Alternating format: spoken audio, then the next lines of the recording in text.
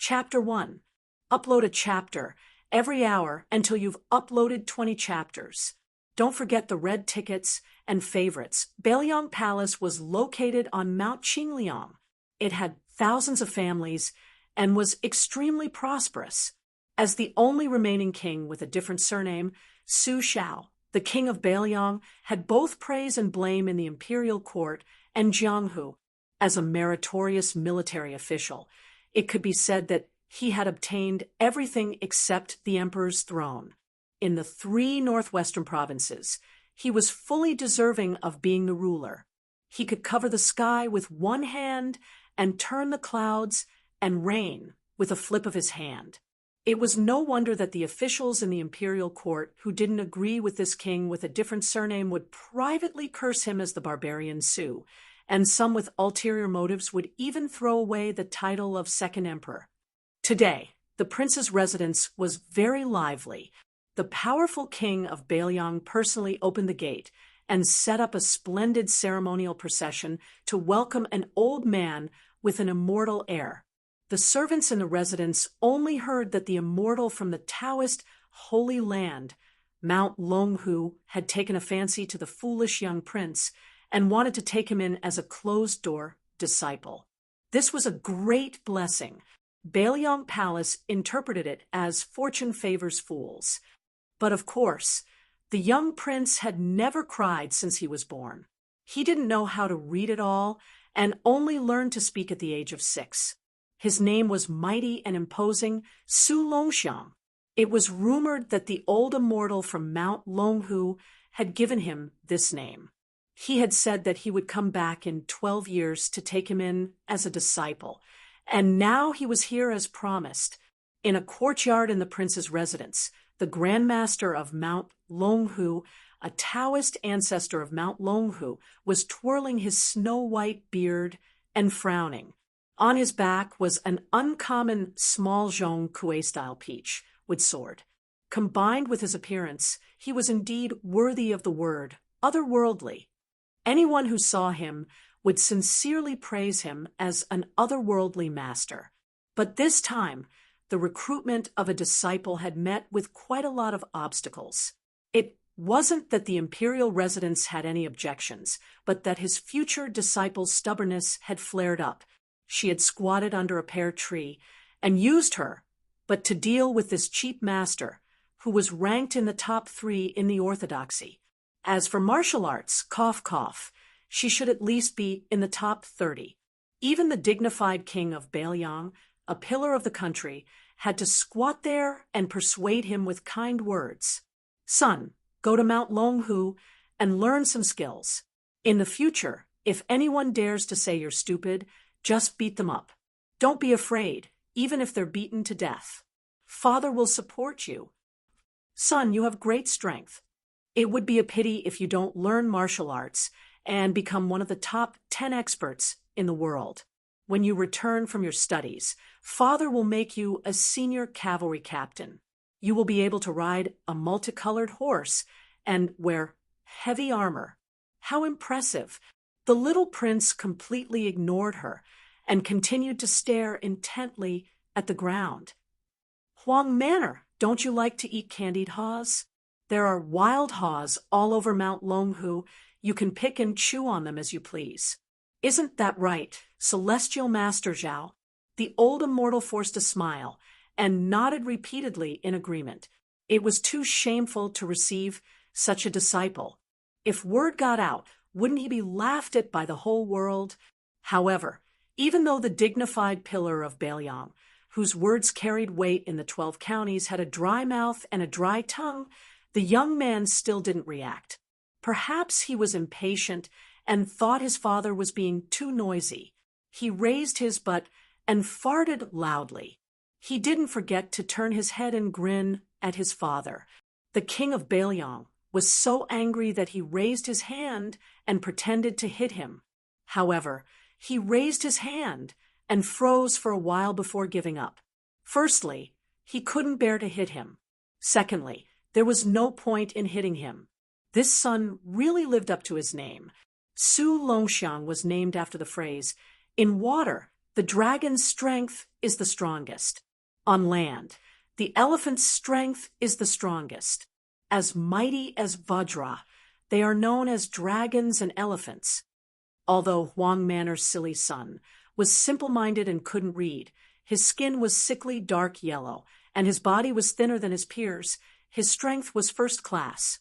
Su Xiao joined the army at the age of 10 and killed people, from killing the Xiongnu in Jinzhou in the northeast to wiping out the 6 big and small countries in the south, slaughtering more than 70 cities, and then suppressing the 16 barbarian tribes in the southwest. He had seen all kinds of fierce generals with amazing physical strength. However, he had never seen someone like his youngest son, who was born with copper muscles and iron bones and could pull up mountains and rivers. Su Xiao sighed softly in his heart. If Huang Manor could be a little smarter and open up a few more of his mind acupoints, he would definitely become the unparalleled fierce general who could break through enemy lines. He slowly got up and turned his head to smile awkwardly at the senior Taoist priest of Mount Longhu. The latter's eyes indicated that it wasn't a big deal, but he couldn't help but feel a little sad. It was really a big deal to receive this kind of treatment as a disciple. If word got out, wouldn't he become the laughingstock of the world? He wouldn't be able to show his old face in front of the large group of disciples and grand disciples of Mount Longhu anymore. The helpless king of Bailiang came up with a plan. He chuckled and said, "Huang Manor, your brother has just returned from his parade. Looking at the time, it should be about time for him to enter the city. Don't you want to go out and take a look?" The young prince suddenly raised his head. His expression was as stiff as it had been for 1,000 years, but his usually dull and lifeless eyes were bursting with a rare light. It was very piercing. He grabbed his father's hand and rushed out. It was a pity that Bailiang Palace was famous for its hundreds of winding corridors and thousands of twists and turns. Otherwise, it wouldn't have been able to accommodate the tide-listening pavilion that had been criticized by the court officials. Su Xiao, whose hand hurt from his son's grip, had no choice but to remind him several times that they were going the wrong way. After walking for a full incense stick's worth of time, they finally arrived outside the mansion. Behind the father, son, and old immortal were a group of servants carrying boxes of various sizes. They were all things that were going to be taken to Mount Longhu. The king of Bailiang was as rich as a country and had always doted on his children. He couldn't bear to see them suffer even the slightest bit of grievance. When they arrived outside the mansion, the young prince saw that the streets were empty and there was no sign of his brother. He was first disappointed, then angry. He let out a deep, hoarse, and irritable roar. At first, he wanted to vent his anger on Su Xiao, but as stupid as he was, at least he knew that this was his father. Otherwise, Su Xiao's fate would probably be the same as that of He Tong, who had unluckily encountered Su Longxiang during the autumn hunt not long ago. He was torn in half by the single-handed 12-year-old boy. He glared angrily at his guilty father and turned to leave. Su Xiao, who didn't want his efforts to go to waste, threw a helpless glance at Old Immortal. The Taoist master of Mount Longhu smiled faintly and stretched out his bamboo-like arm. However, he only held onto the young prince's wrist with 2 fingers and gently said, "Su Longxiang, don't waste your rare talent. Come with me to Mount Longhu. In 10 years at most, you'll be able to leave the mountain and perform meritorious deeds." The youth didn't waste any more words. He snorted and continued on his way. But strangely, he found that he couldn't break free from the old Taoist's seemingly casual restraint. He couldn't land his foot on the ground, no matter how hard he tried. The king of Bailiang felt as if a heavy burden had been lifted from his shoulders. This Taoist master, whose seniority was ridiculously high indeed, had some skills. No one knew a son better than his father. Su Xiao was well aware of his son's strength. He was so domineering that he didn't dare to arrange more servants for his son, for fear that he would accidentally break his son's arms or legs. Over the years, there had been countless broken tables and chairs in the courtyard. Fortunately, the Baelyang Palace had a solid foundation. If it had been an ordinary family, they would have gone bankrupt long ago. The young prince was stunned for a moment. Then he flew into a rage and shouted softly. He forced old Immortal to take 1 step forward, 2 steps, 3 steps. The Taoist master, who wore a yellow crown and a Taoist robe, only made a slight sound of surprise. He wasn't angry, but was instead delighted. He quietly increased his strength and stopped the youth from moving forward. With this, Su Longxiang was truly enraged. His expression was as ferocious as a wild beast's. He reached out with his free hand and grabbed the old Taoist's arm. His feet sank, creating 2 pits on the white jade floor. With a swing, he flung the old Taoist away. Su Xiao narrowed his eyes. He wasn't the least bit afraid of causing a murder. If that Taoist didn't have this ability, then so be it. He, Su Xiao, had even flattened the insufferably arrogant West Chu dynasty with his cavalry. When had he ever held the Jianghu sects in the slightest respect? So what if they were the world's leading orthodoxy, Mount Longhu?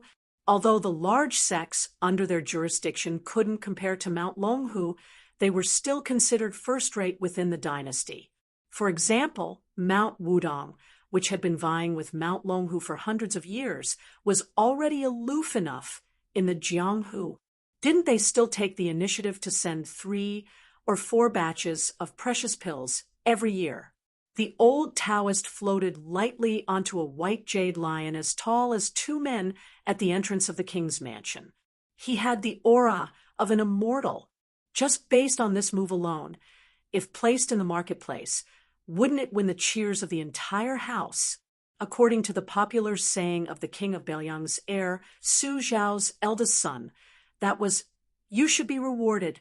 This job isn't simple. It's a skilled job." Perhaps he would reward several hundred or even several thousand silver notes. Back in the days when His Royal Highness hadn't left Baelyang and harmed others, how many brothels and Jianghu swindlers had received his generous rewards? Chapter 2. The highest record was a foreign wanderer who fought with a local swordsman on the street because of a disagreement. They fought from the vegetable stall on the street to the lakeside, and finally fought all the way to the rooftop of Liangzhou's largest sparrowhawk fragrant building. He woke up the crown prince who was having sex during the day. The crown prince couldn't care less about the beautiful lady, who was as white as jade, and cheered loudly at the window. After the incident, with the help of His Royal Highness, not only did the government not pursue the matter, they even almost gave the wanderer a big brocade of Liangzhou's best man. He even asked his servant to quickly send over a stack of banknotes worth 100,000. Without His Royal Highness, who liked to play with eagles and dogs, the great Lingzhou was really lonely. The ladies of decent families finally dared to go out and buy rouge prettily. The second-rate playboys finally didn't have the devil who bullied men and took women with them. The brothels, big and small, also couldn't wait for the #1 crown prince to spend a lot of money. The king of Baelyang, Su Xiao, gave birth to 2 daughters and 2 sons. They were all weirdos. When the first commandery princess got married, she defeated 3 husbands in a row and became the most beautiful widow in the dynasty with the most dowry. Her beauty spread far and wide in the 5 counties of Gangnam-do, and her style was unrestrained. Although the second commandery princess's appearance was average, she was knowledgeable and knowledgeable. She studied under Master Han Guzi of the Shangyin Academy and became the junior sister of Su Huang, who was a master of the art of war, and the warlock Sima Su Longxiang was the king of Baelyang's youngest son and was relatively unknown.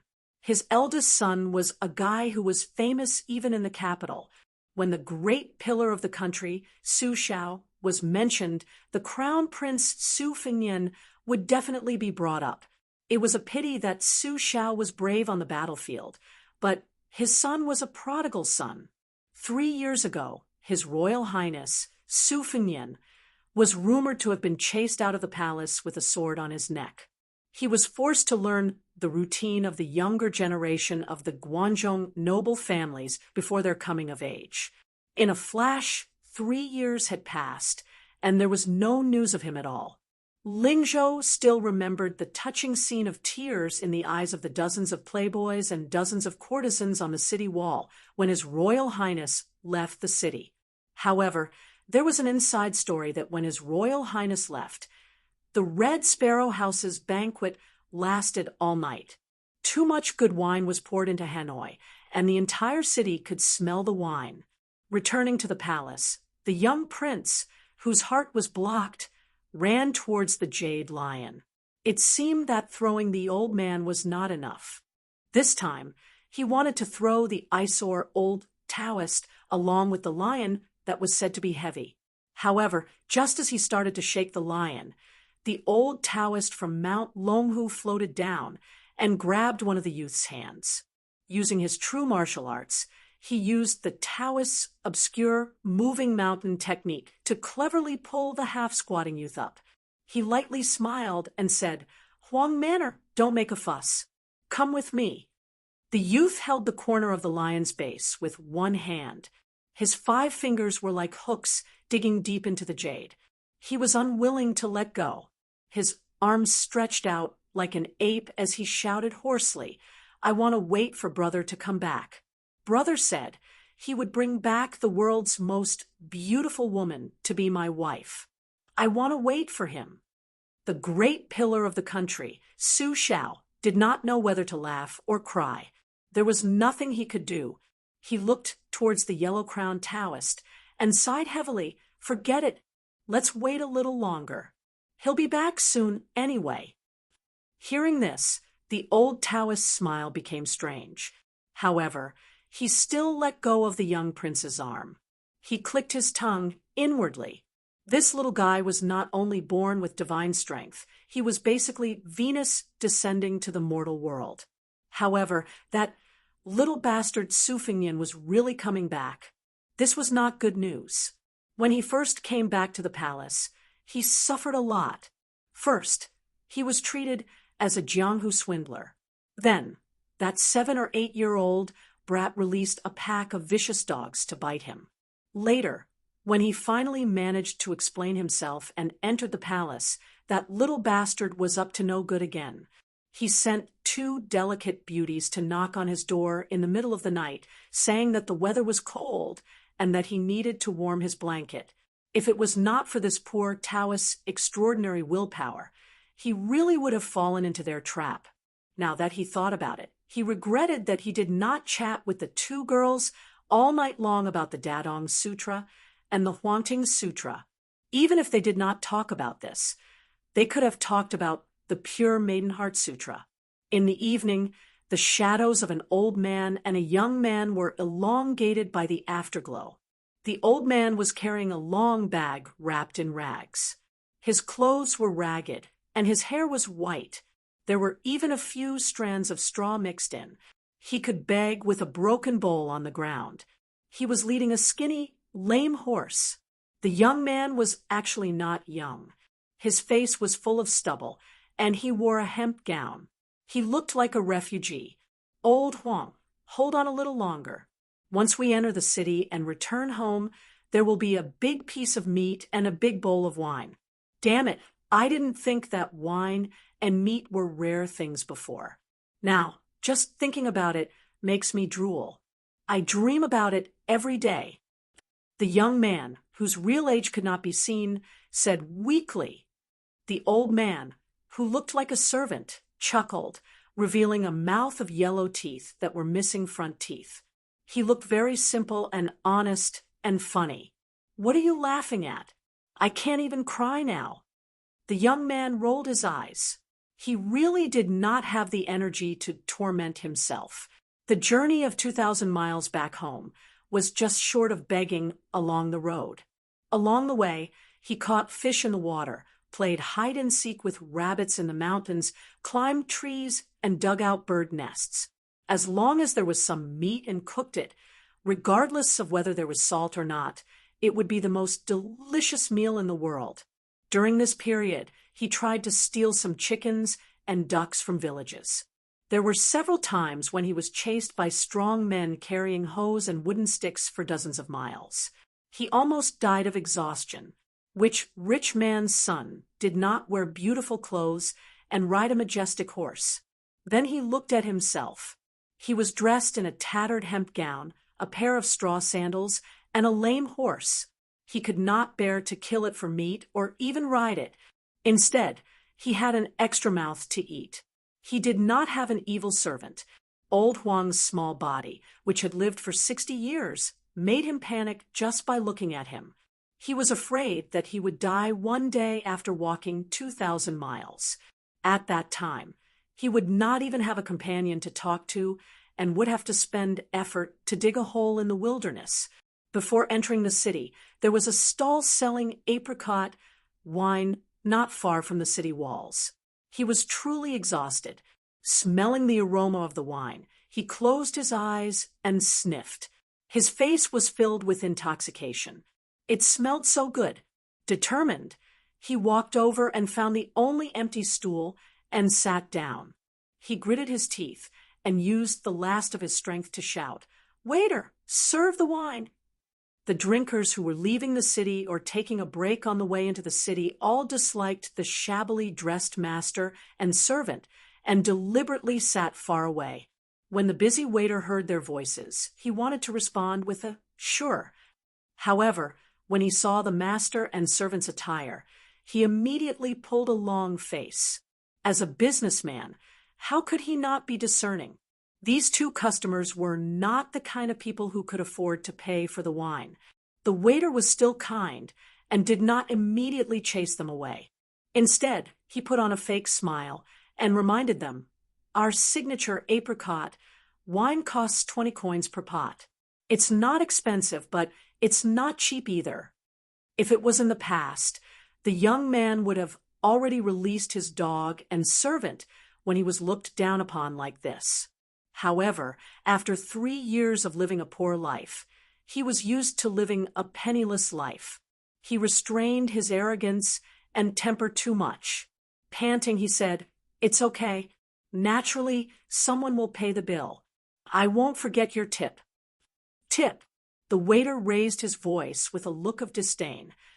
The young man smiled bitterly. He put his thumb and index finger to his mouth and used the last of his strength to blow the whistle. Then he lay down on the simple table and snored. He actually fell asleep. The waiter was baffled. Only those with sharp eyes could vaguely see a shadow flashing over their heads. An eagle-like bird swept over the city like an arrow.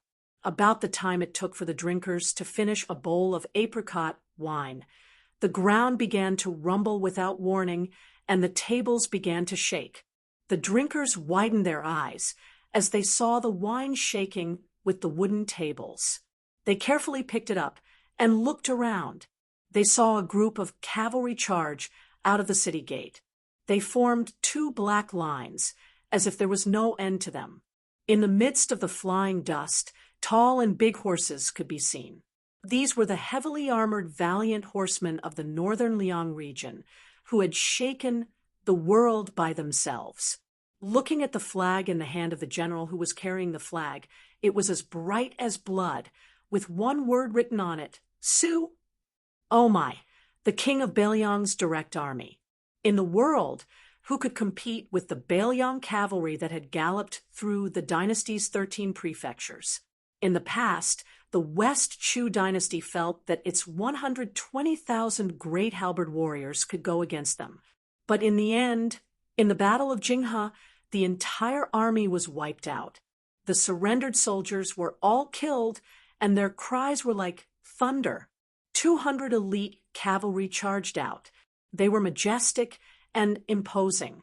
Above their heads, an eagle full of spiritual energy seemed to be leading the way. The 200 cavalry instantly stopped their movements exactly the same.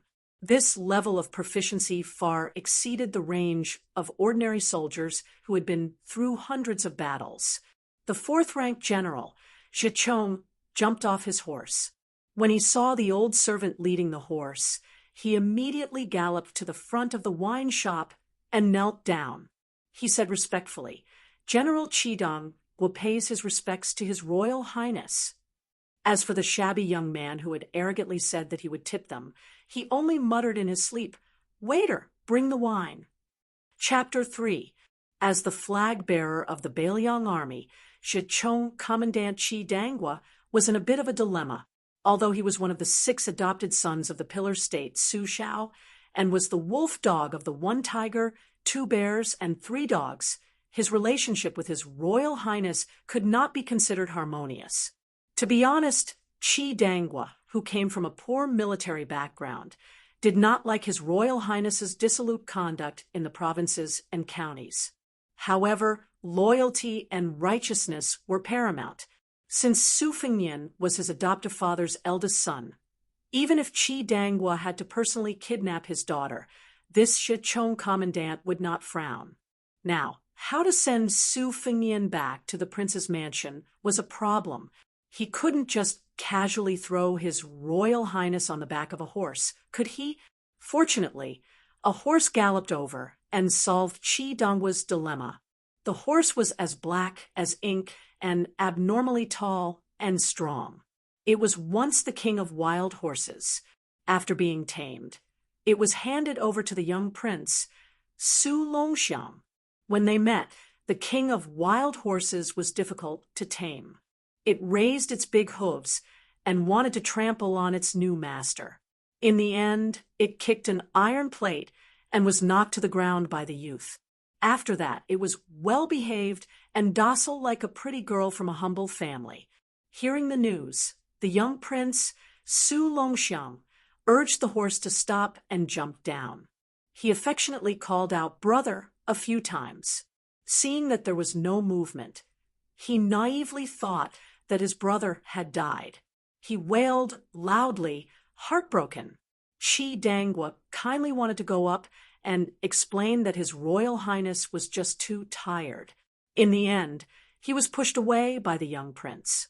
He staggered a few times and almost fell.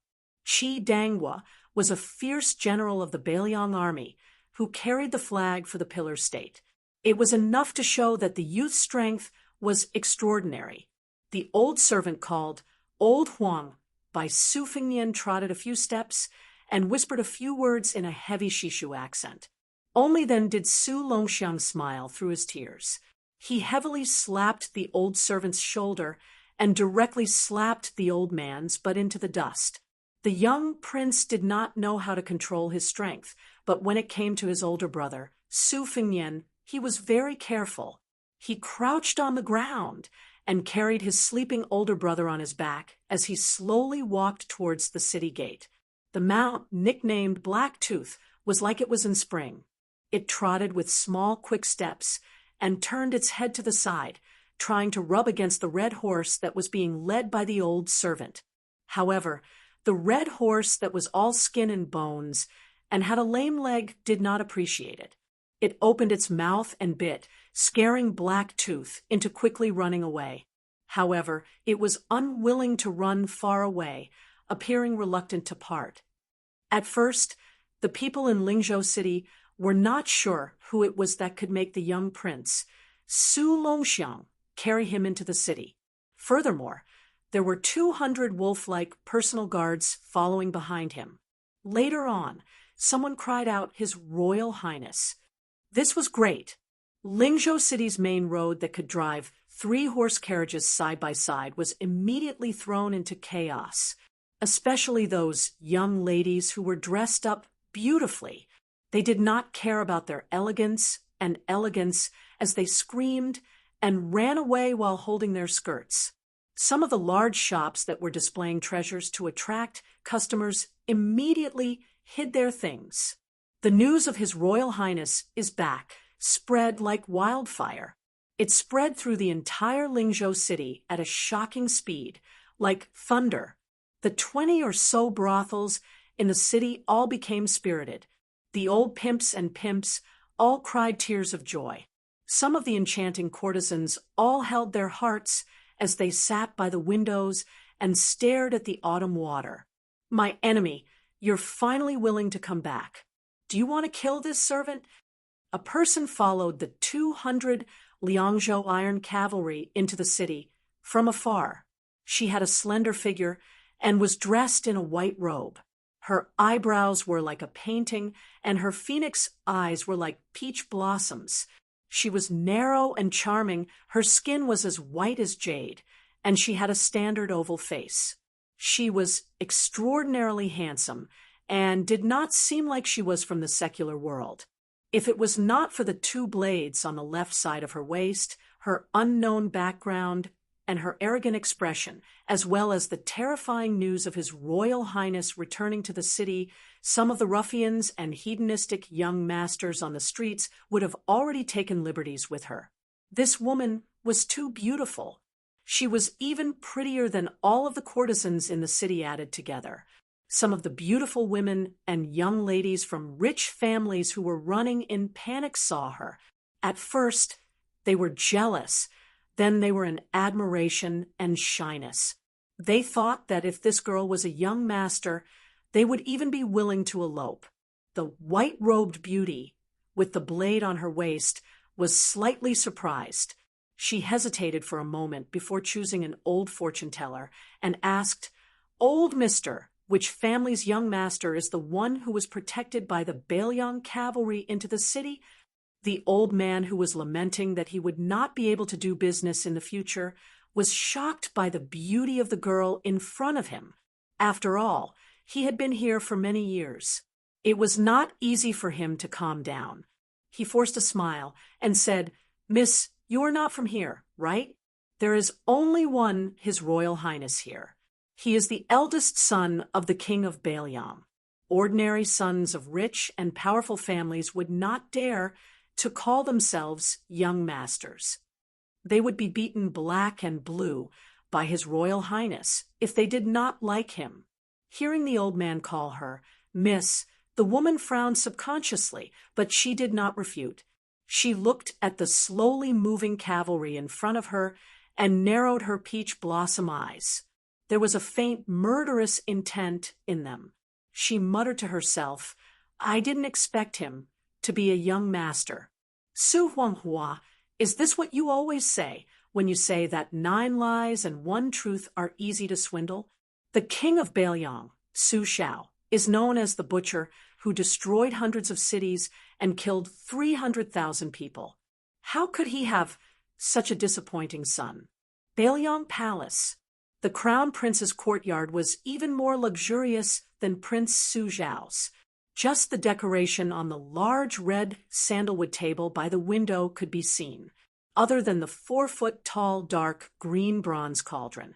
There was also a large green dragon painting that was waiting to be leaked. There were also several rosewood marble tables with the 4 treasures of the study and wine cups. There were also piles of famous people's books. There were more than 10 square meters of ink stones, all of which were priceless.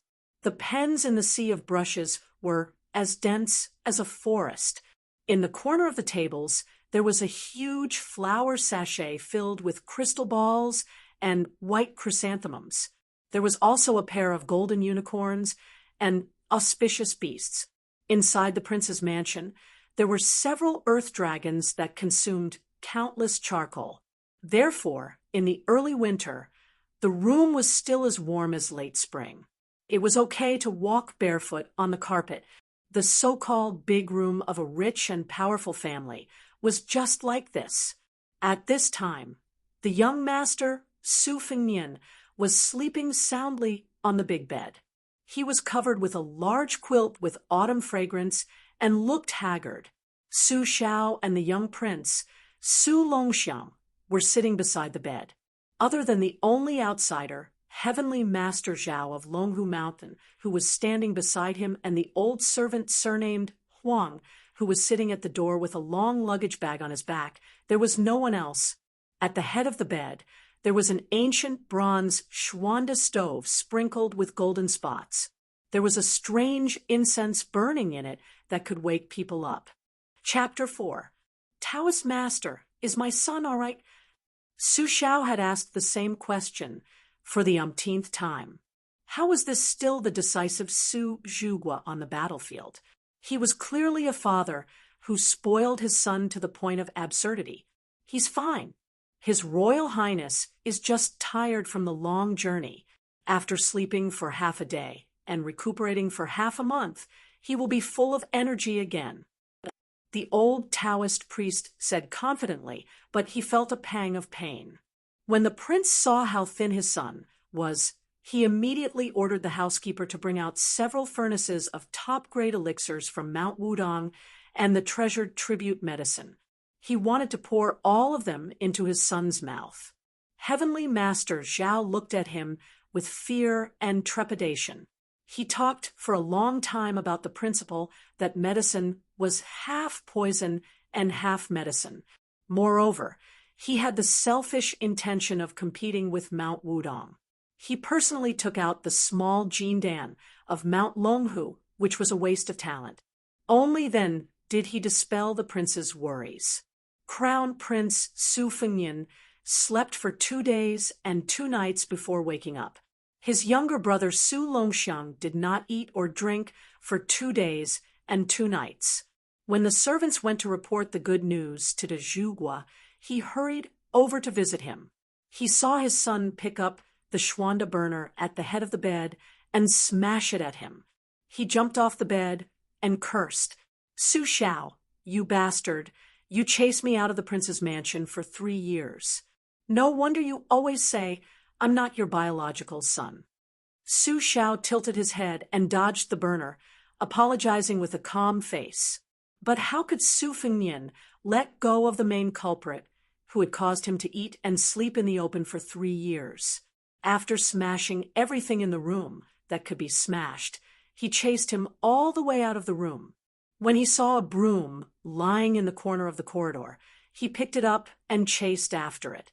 The poor de Zhuge didn't forget to remind him, "Put on your shoes, put on your shoes. It's cold, don't catch a cold." There was a chase in the courtyard, and it was very lively. The few people who walked out of the prince's mansion, who were more popular than the governor, all put their hands in their sleeves and looked up at the sky. They didn't hear anything and didn't see anything. Su Fengnian was exhausted after all. After chasing and hitting for a while, he began to pant. He bent over and glared at his father. Su Xiao stood far away and smiled apologetically. "Have you calmed down? If you're not angry anymore, eat first. You can only vent your anger when you have the strength." The little prince, Su Longxiang, and the servant, old Huang, were sitting on the threshold of the door. The 2 of them were grinning from ear to ear. One of them was drooling, and the other was missing his front teeth. They were both quite silly. His Royal Highness was panting heavily. He pointed at the king of Bailiang, Su Xiao, who was high and mighty in the eyes of outsiders. "Mother of Asterisker, I'll let you off today. Just you wait." Su Xiao wasn't angry. He chuckled and said, Okay. Father will wait. I'll definitely not fight back when you hit me or scold me. I'll let you vent your anger." Su Fengnian, who was still barefooted, threw away the broom that could be sold for dozens of taels of silver. When he came to the door, he saw his younger brother smiling foolishly. His gaze softened a bit, seeing that his brother's saliva was flowing all over his chest. Su Fengnian didn't mind that it was dirty. He very naturally reached out and helped wipe it. He said softly, "Silly Huang man, come, stand up, and let your older brother see if you've grown taller or stronger." The youth stood up in all seriousness. Su Fengnian gestured with his head. He smiled with a bit of disappointment. Not tall, not strong. The youth wrapped his arms around his older brother's waist and lifted him up. Su Fengnian wasn't surprised. His chest was stained with saliva. He laughed loudly. You've grown quite a bit stronger. De stood in place. The butcher, who had spent half his life in the military and killed people like scything flax, actually had tears in his eyes. He quietly turned his head away and muttered to himself, "The wind is so strong. Where did the sand come from?" The two brothers returned to their room together. Su Xiao immediately ordered the servants to bring in the dishes that had been carefully prepared. There were 20 to 30 servants carrying the food boxes. They entered the room one after another like flowing water. Under the kind reminder of the old Taoist from Mount Longhu, most of the dishes were vegetarian and less heavy and spicy. After eating, drinking, and sleeping well for 3 days, Su Fengnian went to the most popular place in the estate, the Tide Listening Pavilion. He carried a purple bamboo fishing rod and had his younger brother, Su Longxiang, carry a few embroidered stools. He also had the servants prepare a large long tea table and a variety of rare fruits and delicacies. He even had the housekeeper select 4 or 5 beautiful maidservants in their prime to massage his shoulders and massage his back. This was the comfortable life that His Royal Highness should have. Tide Listening Pavilion. Just by looking at the name, one could understand its meaning. Bailiang Palace sat on the entire Mount Qingliang. The original lake on the mountainside was doubled in size, with the intention of expanding the lake into the sea. They built pavilions, terraces, and pavilions. The tallest pavilion in the center, the 9 stories tall, was named Tide Listening Pavilion. Crown Prince Su Fengnian's hobby was to fish on the first floor. There were tens of thousands of books in the pavilion, including countless rare and unique books. There was no lack of martial arts manuals that had lost their inheritance. 15 years ago, Su Xiao, who had yet to be crowned king of Bailiang, had personally led a cavalry unit, led an imperial edict, and crushed dozens of martial arts sects north and south of the Great River. Other than the orthodox sects like Mount Longhu, which had always been obedient, the unruly Forbidden Villa was directly annihilated. It must be known that 20 years ago, the Forbidden Villa was a first-rate martial arts holy land. In the past 100 years, 4 of the top 10 masters had emerged. In the end, the villa's martial arts manuals, other than a few sets that were given to the inner palace, were all confiscated and stored on the 6th floor of the Tide Listening Pavilion. Fortunately, Su Fengnian's appearance did not resemble his father Su Xiao at all. After leaving his territory, he did not dare to call himself the crown prince of the king of Bailiang. Otherwise, just based on this point alone, it was enough to consign him to eternal damnation. The enemies of the Great Pillar State were as numerous as his disciples. There were 10,000 koi fish in the lake, casually sprinkling bait. It was a marvelous sight of 10,000 koi fish facing the sky. Even the emperor, who had come to avoid the summer heat a few years ago, clicked his tongue in wonder. Su Fengnian lay on the wooden bed covered with gorgeous Sichuan brocade. After fishing for a while, he saw his brother smiling foolishly and drooling again. He reached out to wipe it away. He could not help but think of the white fox face that he had tricked into coming to the cold. That was a beauty whose lips were like crescent moons when she smiled. Su Fengnian had always called her the #1 beauty in the world in private. At first, he boasted that she was the #1 beauty in the world, but after being ruthlessly beaten up until she looked like a pig's head, he settled for the next best thing. Su Fengnian was in a good mood when he thought of this person.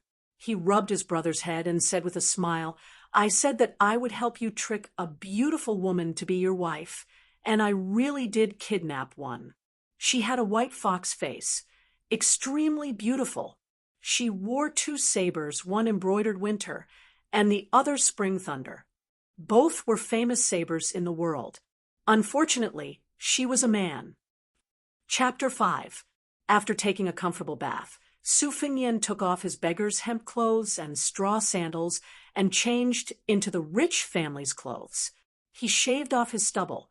In reality, Su Fengnian was a rather handsome and eye-catching young master. Among the 6 or 7 popular courtesans in Lingzhou, there was no lack of prideful ones who had extremely high standards. They were fighting for his favor, not just because of the king of Beiliang's generous rewards. Although His Royal Highness often did unscrupulous things like spending money to buy poems, he was proficient in romance. He could play Go, talk about needlework, listen to zither, and watch dance music. He was a close friend who could warm a woman's heart. In the Prince of Northern Liang's mansion, which maidservant with slightly bulging breasts had not been molested by him. But in private, no one really hated him. At least, this young master was not the kind of person who would beat a servant to death, throw them into a well, or chop them up and feed them to the dogs. Young Master Lia Fengzhou, which was adjacent to Lingzhou, was the son of the governor who claimed to have grown up together with His Royal Highness. He liked to throw people into animal cages to be eaten. In comparison, the Wangfu was especially grateful to His Royal Highness. If there was anyone in the Wangfu who dared to glare angrily at Su Fengnian without hiding their hatred, it would be the servant girl, Jiang and I, who was pulling away from the servant girls who were trying to curry favor with her with smiles. She entered Beiliang Palace at the age of 12. At that time, the Zhou state had just destroyed the insufferably arrogant West Chu dynasty and was the first to break into the palace. Unlike the great general, who later set up camp into Huang City and enjoyed the women of the palace, Su Xiao was not fond of women. He was not interested in the concubines of the West Chu emperor. He did not even stop the chaste empress who followed the West Chu emperor to hang herself. There were even rumors that it was Su Xiao who personally gave her a piece of white silk. In West Chu, Jiang was the surname of the country and belonged exclusively to the imperial family. Therefore, it was inevitable that people would speculate about the origins of this young girl. However, following the destruction of West Chu, all kinds of speculations faded away. Dust was dust. Of course, Su Fengnian knew the secret identity of this maid, surnamed Jiang, better than anyone else. He glanced at the graceful maid Jiang and I, and raised his hand to signal the other maids to leave.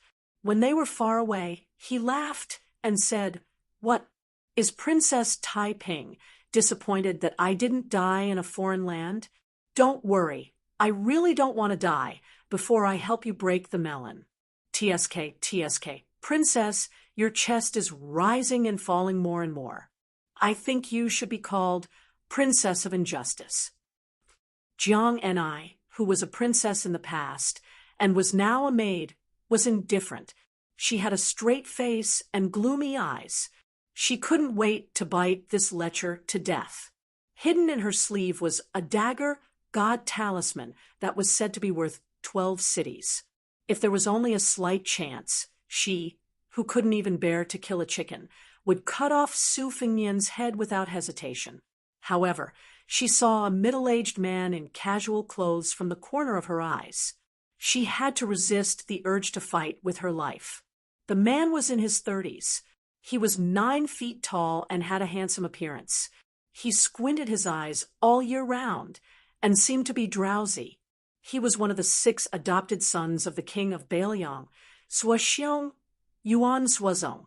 He rode a white horse and wielded a silver spear. He had never met a worthy opponent on the battlefield. He was definitely one of the top 3 masters in the entire dynasty. Some people even said that he was only 1 step away from the top 10 masters. Jiang and I didn't dare to act recklessly in front of this murderous god who was used to using people's heads as wine bowls. Su Fengnian shamelessly said before his travels, "I will only give you 1 chance to kill me. If you can't kill me the second time, I will kill you." Unfortunately, that year, when she had just grown up, she had put on makeup and put on beautiful clothes to seduce him. After much difficulty, she had tricked him into bed. When they were intimate, she had stabbed him with a knife, but it had only pierced his shoulder. It had penetrated his bone, but it was not fatal. This fellow had only slapped her in the face. After getting dressed, he had said 2 sentences. The first sentence was, "Next time, you won't be so lucky. Don't waste it." Your Highness, I finally see you. For the past 3 years, I didn't even want to eat or drink. A fat man, dressed luxuriously, ran over. To be exact, he rolled and crawled over. His face was covered with tears and snot. He looked very shameless. Jiang Ni's face didn't lose to Su Fengnian's disgust. Yuan Zuozong, who was the personal bodyguard of the crown prince, turned his head away. His eyes were full of disdain. Since this fat man was able to pass through the heavy defenses and arrive in front of Su Fengnian, his status was naturally extraordinary. In truth, he was just like the #1 brute of the Northern Liang army, Zuo Xiong, the adopted son of the Pillar of the Great. His surname was Chu, and his given name was Lushan, and he was one of the 3 dogs. Su Fengnian's snow-white spear falcon, the most handsome of the 360 winged insects, was trained by this fat man. He was more attentive to it than raising a son. This man had a bad reputation in the Bailiang army. He was a hypocrite and lecherous person. The first time Su Fengnian went to the brothel, he was the one who led the way. He always said that brothers were like hands and feet, and women were like clothes. In the past few years, he would encourage Su Fengnian to sleep with his beautiful concubine every few days. He was really loyal. Can't eat or drink. Fatty Chu, why do you look like you have put on a few pounds? Su Fengnian sneered and strangled the fat man's neck.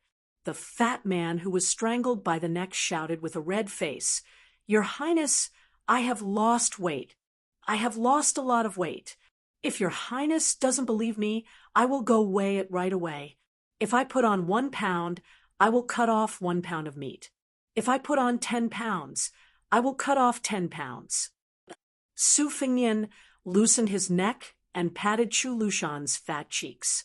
He smiled and said, "You are indeed a good brother." Now, Fatty Chu, who had stolen the title of the Dragon General of 1,000 Bulls, was being slapped on the face. As long as the person was not an official with a superficial title, the Dragon General of the 1,000 Bulls was one of the top officials in any province, let alone the Dragon General of the 1,000 Bulls, who held the Tiger Seal for 3,000 elite troops. However, this fat man did not feel ashamed. Instead, he looked extremely honored. He leaned forward with his head as big as a pig's head and said with a smile, "Your Highness, I just took in a beautiful concubine. Her skin is so soft and tender that I can squeeze water out of her with a pinch. I haven't dared to enjoy her yet, so I've kept her for your Highness. Would your Highness take some time to come and drink some wine and listen to some songs first?" Su Fengnian nodded and said, "Sure, sure." The 2 of them looked at each other and smiled. They were as treacherous as they could be. As the saying went, wolves and villains colluded with each other. Just as Fatty Chu was asking about His Royal Highness's situation in the past 3 years, the king of Bailiang slowly walked over. There were several pillars of state in the dynasty, but there was only one pillar of state in the dynasty. He was second only to the General of Heavenly Strategies, who would only appear when the country was in danger. Su Xiao had been in the military all his life. When he was young, he would even take the lead in leading the troops. The previous emperor had even issued an imperial edict that he did not need to personally lead the troops. Later on, when he was fighting in West Chu, his left leg was hit by an arrow from Lu Shi, which left him with a slight limp. Su Xiao did not mind those people mocking him, but if anyone dared to criticize lame Su, they would definitely not rest until they were dead.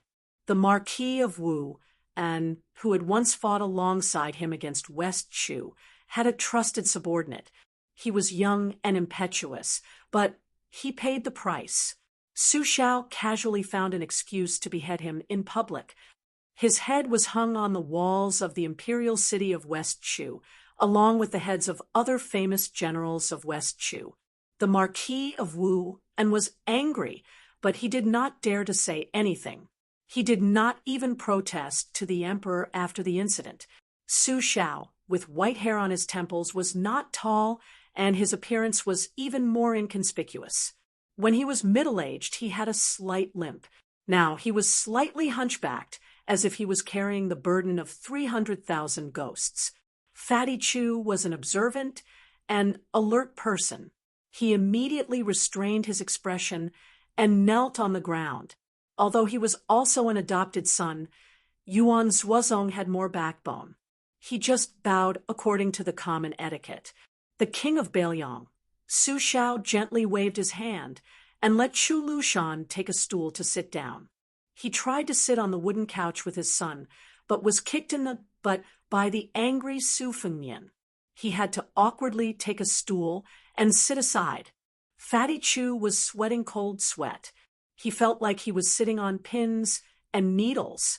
He did not dare to wipe it off. Yuan Zhuozong smiled knowingly. Su Fengnian whistled, picked up a piece of Sichuan brocade, and wrapped it around his arm. He called down the spear falcon that Fatty Chu cooked. He took a glass full of grape wine and pretended to sigh. Little White, you have suffered in the past 3 years. You can't drink wine or eat meat. You were almost killed to be stewed. I am sorry. De Zhuge was ashamed and kept sighing. Chapter 6. The maid Jiang and I, who had grown up to be devastatingly beautiful, sneered softly. She thought that this snow-white spear falcon was as unlucky as she was. This kind of rare flying feather only existed in the snowy lands north of Jinzhou. If a hunter could catch one, he would be spared from death except for treason. In the past, even the nobles of West Chu spent a lot of money to buy this spirit creature nicknamed Green-White Luan, but it was still hard to find. The one on Su Fengnian's arm was even more extraordinary. It was the highest grade of Green-White Luan, the 6-year phoenix, rarer than the 3-year dragon. In the Yongzhou region of Liang, there was once a master of a noble family who offered 1,000 taels of gold and 3 beautiful women in exchange for Little White, but he was scolded by the domineering Su Fengnian to get lost. That noble, who could get whatever he wanted, was undoubtedly rebuffed. Su Fengnian snorted. Su Shao, let me ask you, if my son is being bullied, what should I do as a father? De Zhuge smiled and said matter-of-factly, naturally, I'll exterminate them. If that's not enough, I'll take their wives and concubines as cattle and squander all their wealth in an instant. Jiang and I, who hadn't left the tide-listening pavilion, had a gloomy expression, unable to hide the bone-piercing hatred in her limpid eyes. Su Fengnian took out a small piece of paper from his bosom. On it were written surnames, clans, and sects of the martial arts world. He patted his father, the king of Bailiang's shoulder, gritted his teeth, and said, Father, didn't you always say that it's never too late for a gentleman to take revenge? These guys are my enemies. Take care of them immediately. Su Shao took the paper and praised his son's good handwriting before even looking at it. He glanced at it and was about to boldly say that it was no problem, but then he took a closer look and read everything without missing a word. He said with a bitter expression, Son, you have too many sons. Son, you have too many enemies. There are no less than 100 of them. Look at the governor of Huizhou County. Just because his son looks a little too pretty and you saw him from afar while he was touring Biluo Lake with a beauty, he has to remove his official position. There was also the Wang family of Bailiang in Guangzhou. They were going to be exterminated just because one of their servants cursed at them while drinking. As for the Xianyuan family of the Wulin world, what did they do to offend my son? Why did he send the entire family to Jinzhou? And why did he choose a girl named Xianyuan Qingfeng to act as an official prostitute? Su Fengnian looked at his beloved spear falcon and sighed, Little White, you're lucky to have a master like me who cares for you. I'm miserable. I don't have a father to dote on me, and a mother to love me. Living is just torture, boring. De Jougua quickly smiled and said, Father will do as you say. Father will do as you say. After making the promise, Su Xiao turned his head and looked at Yuan Zuozong and Chu Lushan with a gloomy face. He said, I'm sorry. Zuozong, prepare 2 groups of brave tiger cavalry and wait for orders. This king is going to ask for an imperial edict immediately. It's nothing more than another trip to Jianghu. Lushan, inform all the officials who are close to this prince in the provinces along the way. Kill the traitors on the list who should be killed. Just give them a nice name and don't make it too big of a deal. After all, we're working on someone else's territory. There's no need to rush. I'll give you 1.5 years to plan slowly. You're good at this kind of thing. Yuan Zuozong bowed and said, Yes, sir. Fatty Chu also got up and bowed. His eyes were ruthless and his face was full of excitement. Yes, sir. Jiang and I lamented in his heart, were there going to be countless good people who would suffer because of an absurd reason? How many poor people who were separated from their families would not know the cause of the disaster in the end? But at this time, Su Fengnian took back the paper and took out another one. The name list was only about 1/10 of the names. He smiled and said, Father, how can I really let you become enemies with more than 12 noble families and half of the Jianghu? Look at this one. It's enough that these people are unlucky. The officials are all corrupt officials, and the people are all rebels. Killing them is justified, and doing justice for the heavens will definitely accumulate good karma, better than building a 700-floor pagoda. Su Xiao was relieved. Seeing that his son was going to get angry again, he immediately took the second paper with a serious face and nodded. Since that's the case, there's no need to make a big fuss. Within 1 year, I'll make sure that you won't be annoyed by what you don't see. My son is really filial. You know how to solve your father's worries and accumulate virtue. Su Fengnian threw the half-orange that Su Xiao personally peeled into his mouth and said vaguely, Of course. Su Xiao gave his adopted son, Chu Lushan, a fierce look. The latter took the paper and immediately retreated. Although he was fat and had more than 200 gene of fat, he walked as quietly as if he was flying on grass. Su Xiao saw his son's face gradually become rosy and was gratified.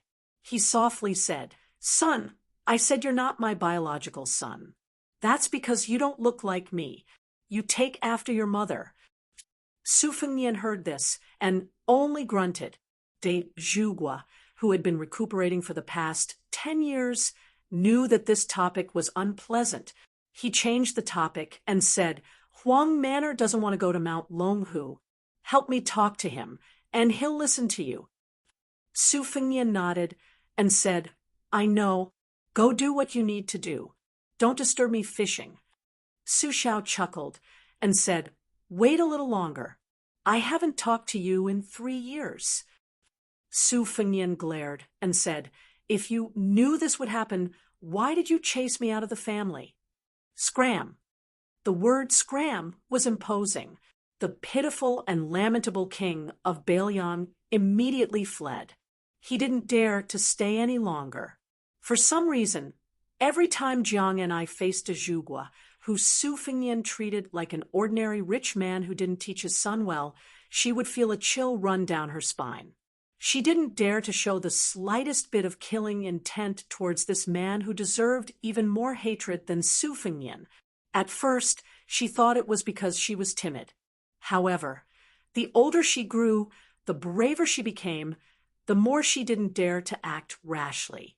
It was as if this butcher, who had charged into the royal palace on horseback, was the most terrifying person in the world. She later learned that the previous emperor of this dynasty had personally promised to treat the royal family of West Chu well and even made her father king. However, Su Xiao still stabbed the West Chu emperor to death in front of Jiang Enai, who was nestled in her father's arms. Her kind father, who preferred poetry over war, then threw a piece of white silk to her mother. Jiang Enai, the Taiping princess, whose real name was Jiang Si, had never understood the butcher Su Xiao. She had told her mother, who had originally wanted to live, "If you don't want to become his plaything, then kill yourself." However, the cycle of karma was not pleasant. This cruel and merciless man had two useless sons. One was a fool, and the other was a dandy with no ambition. The fool was born with great strength. However, even so, he couldn't be the backbone of Bailiang's 300,000 iron cavalry. Jiang Enai was going to kill Su Fengnian, who was going to inherit the title of king in the future.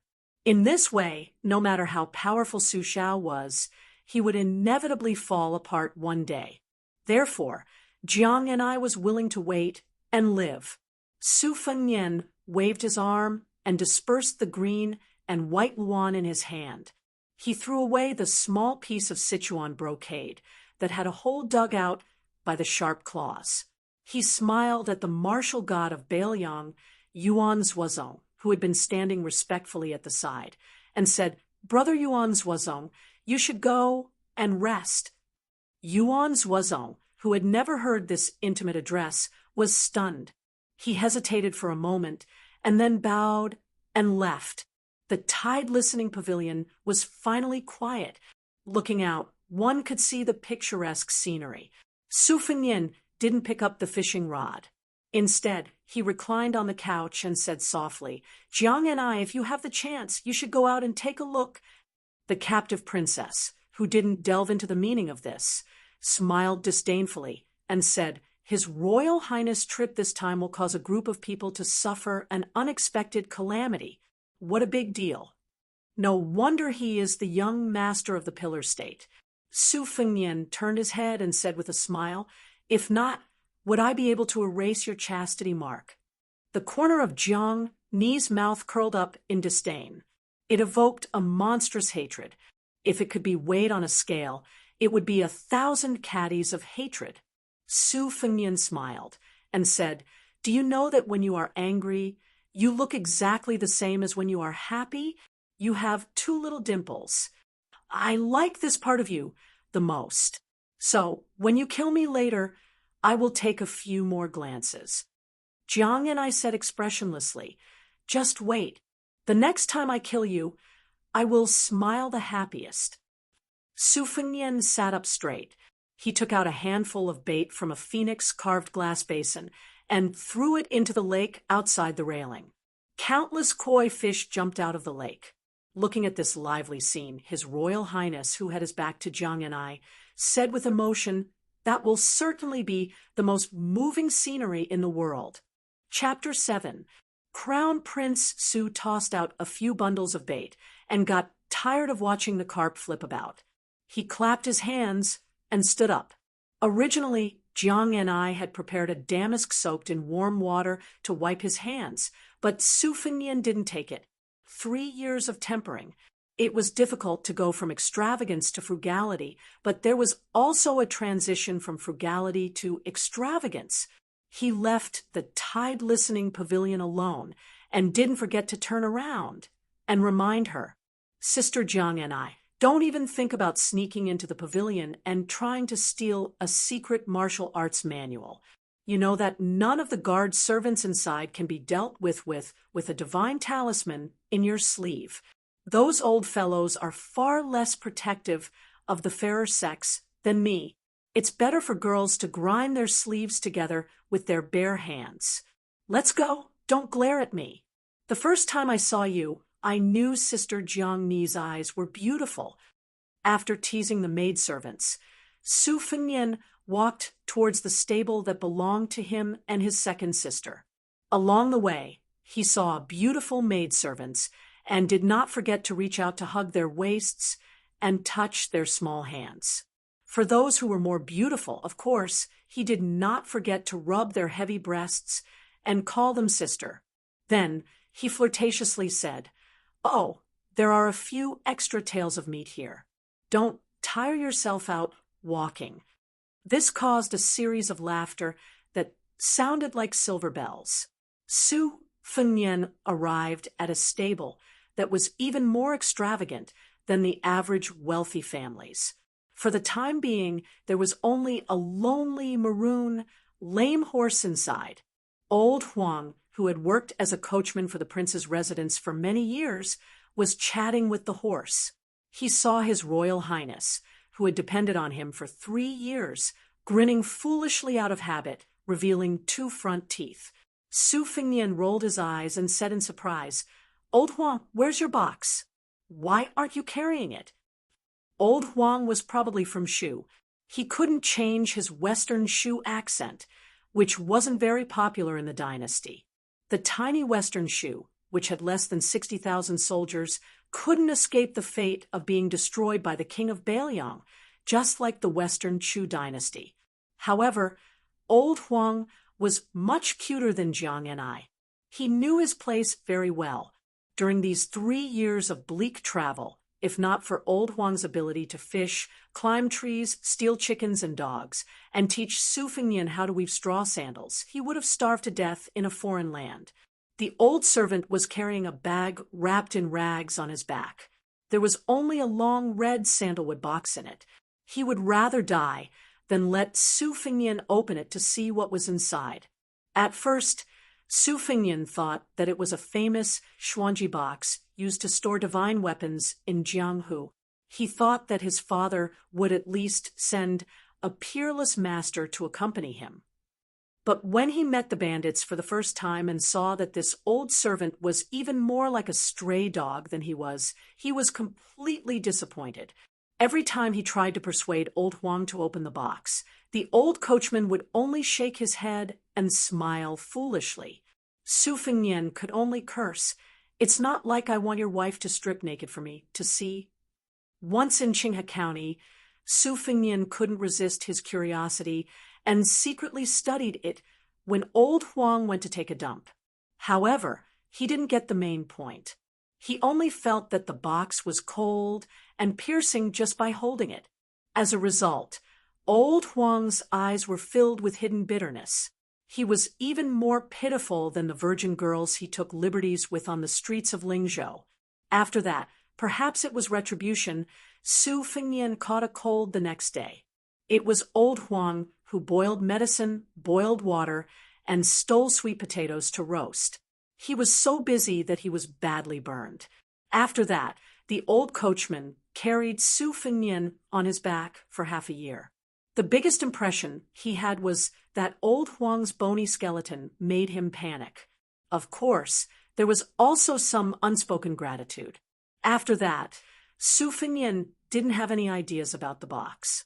However, it was inevitable that he would faintly think that he would find out the little secret in a certain year. Of course, it was an insignificant little secret. It would be a joke if an old coachman had such a big secret. To this day, Su Fengnian still remembered it clearly. After escaping the pursuit of the grassland bandits, he asked the old servant, "Old Huang, are you a master?" Old Huang nodded with a shyness that would only appear on a beautiful woman's face. Su Fengnian asked again, "The kind that's very tall?" Old Huang seemed to be even more embarrassed. He turned his head slightly and nodded again. Su Fengnian thought about the tragic scene of being chased by a group of people with wooden spears and hatchets. He resisted the urge to beat him up and asked again, "How tall?" Old Huang blinked and seemed to be thinking. After a while, he stretched out his hand and gestured. It seemed to be about the same height as His Royal Highness. Then he lowered his height. Thus, Su Fengnian, who was hoping for a fluke, fell into complete despair.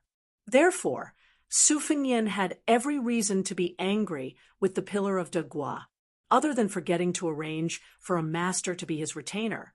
Not only did he not tell Su Fengnian about the simple principle of not having a jade ring when traveling the Jianghu, he even encouraged Su Fengnian to say, "Son, when you go out, the most important thing is to protect your life." Here, put on this Wukue armor that is invulnerable to swords, spears, water, and fire.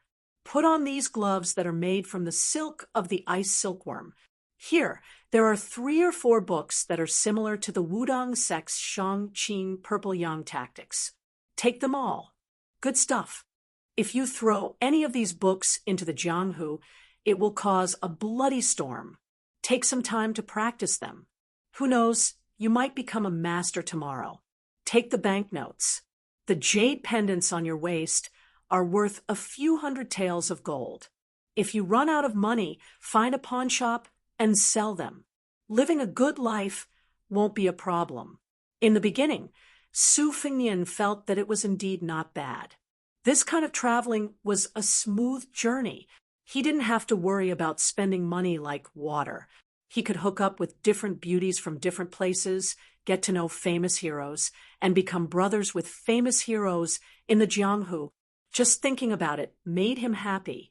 But later on, King found out that he was just a fat sheep waiting to be slaughtered. Whoever saw him would love him. Whoever saw him would pounce on him. This bastard donkey's ass. In the end, the only use of those secret books was to tear them down and use them to wipe his feces. The only remaining half of the gold-swallowing treasure tome, which looked like a heavenly book, was finally put to use. On the way back, he met White Fox Face, who was more beautiful than any of the courtesans in Lingzhou. He knew the value of the book and agreed to accept the second half of the gold-swallowing treasure tome and escort him back to Lingzhou. During that half a year, Su Fengnian finally met a true master who didn't have any evil intentions. He tried every possible way to please him, but to no avail. White Fox Face ignored him. Even when he walked, he would deliberately put a large distance between them. Unless he met an ignorant robber who blocked his way, he wouldn't talk nonsense. Su Fengnian walked into the stable and took a handful of horse grass for the lame horse. He sighed softly, "Red Rabbit, oh Red Rabbit, if second sister sees a good Fergana horse being tortured to this state, I can't guarantee that she won't give me chestnuts to eat."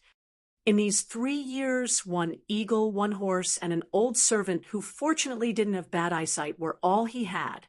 Su Fengnian fed the horse for a while. When he thought of the news from the secret agent in the mansion that White Fox Face was still in the city, he prepared to leave the mansion to have some fun that he hadn't had in a long time. This fellow would occasionally mock him when he was down and out.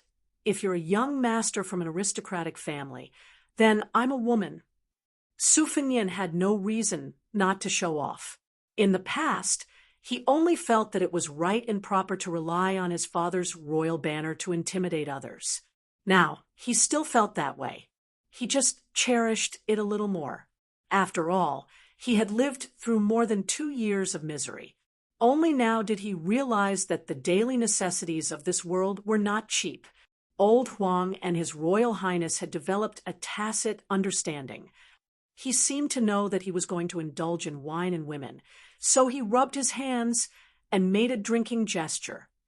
Chapter 8. Su Fengnian laughed and said, "Don't worry, I won't forget to treat you to the best and most expensive Huadiao wine. Let's go." Su Fengnian had just walked out of the stable with the old groom when he saw the old Taoist priest who claimed to be an immortal. He didn't need to guess to know that the old swindler was here to ask him to persuade his younger brother to go to Mount Longhu to learn martial arts. 12 years ago, it was Su Fengnian who let his dog bite the old Taoist priest. Because his mother believed in Buddhism, His Royal Highness, who didn't believe in destiny, was still respectful to monks. However, when he saw a fortune teller on the street, he would definitely make a mess. The old Taoist priest of Mount Longhu was really unlucky.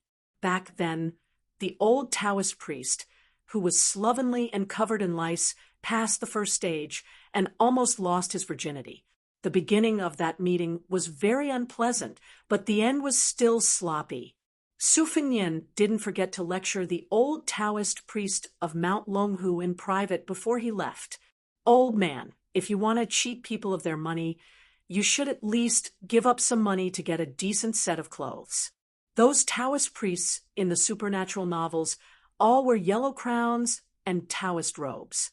They can immediately ascend to the immortal stage with just one fart. Don't you want to learn? If you come to the palace like this again, I'll let my dog bite you again.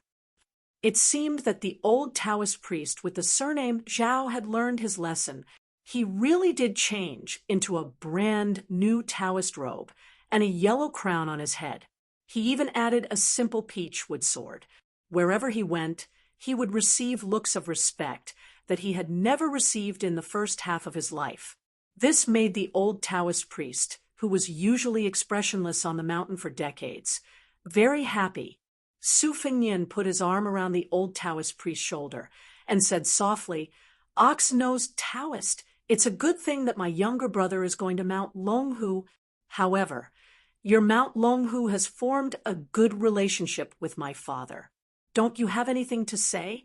Otherwise, why would my younger brother go to Mount Wudong to learn martial arts? Why would he go to that godforsaken place? The scenery of Mount Wudong is very good.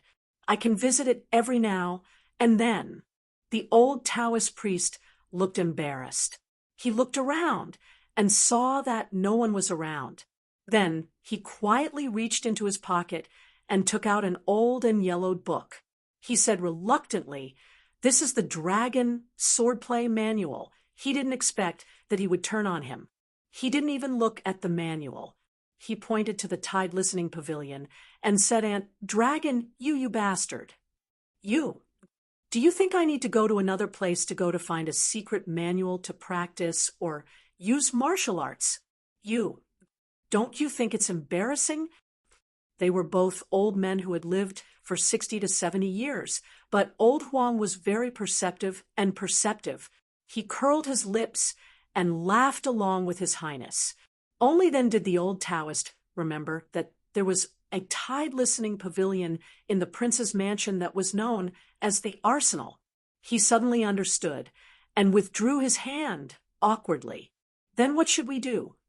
Su Fengnian lowered his voice and said, "Are there any young and pretty Taoist nuns in Mount Longhu? It's okay if they're a bit older, but they can't be over 35. If they're older, they'll be old. No matter how well they take care of themselves, they won't have the charm of a middle-aged woman."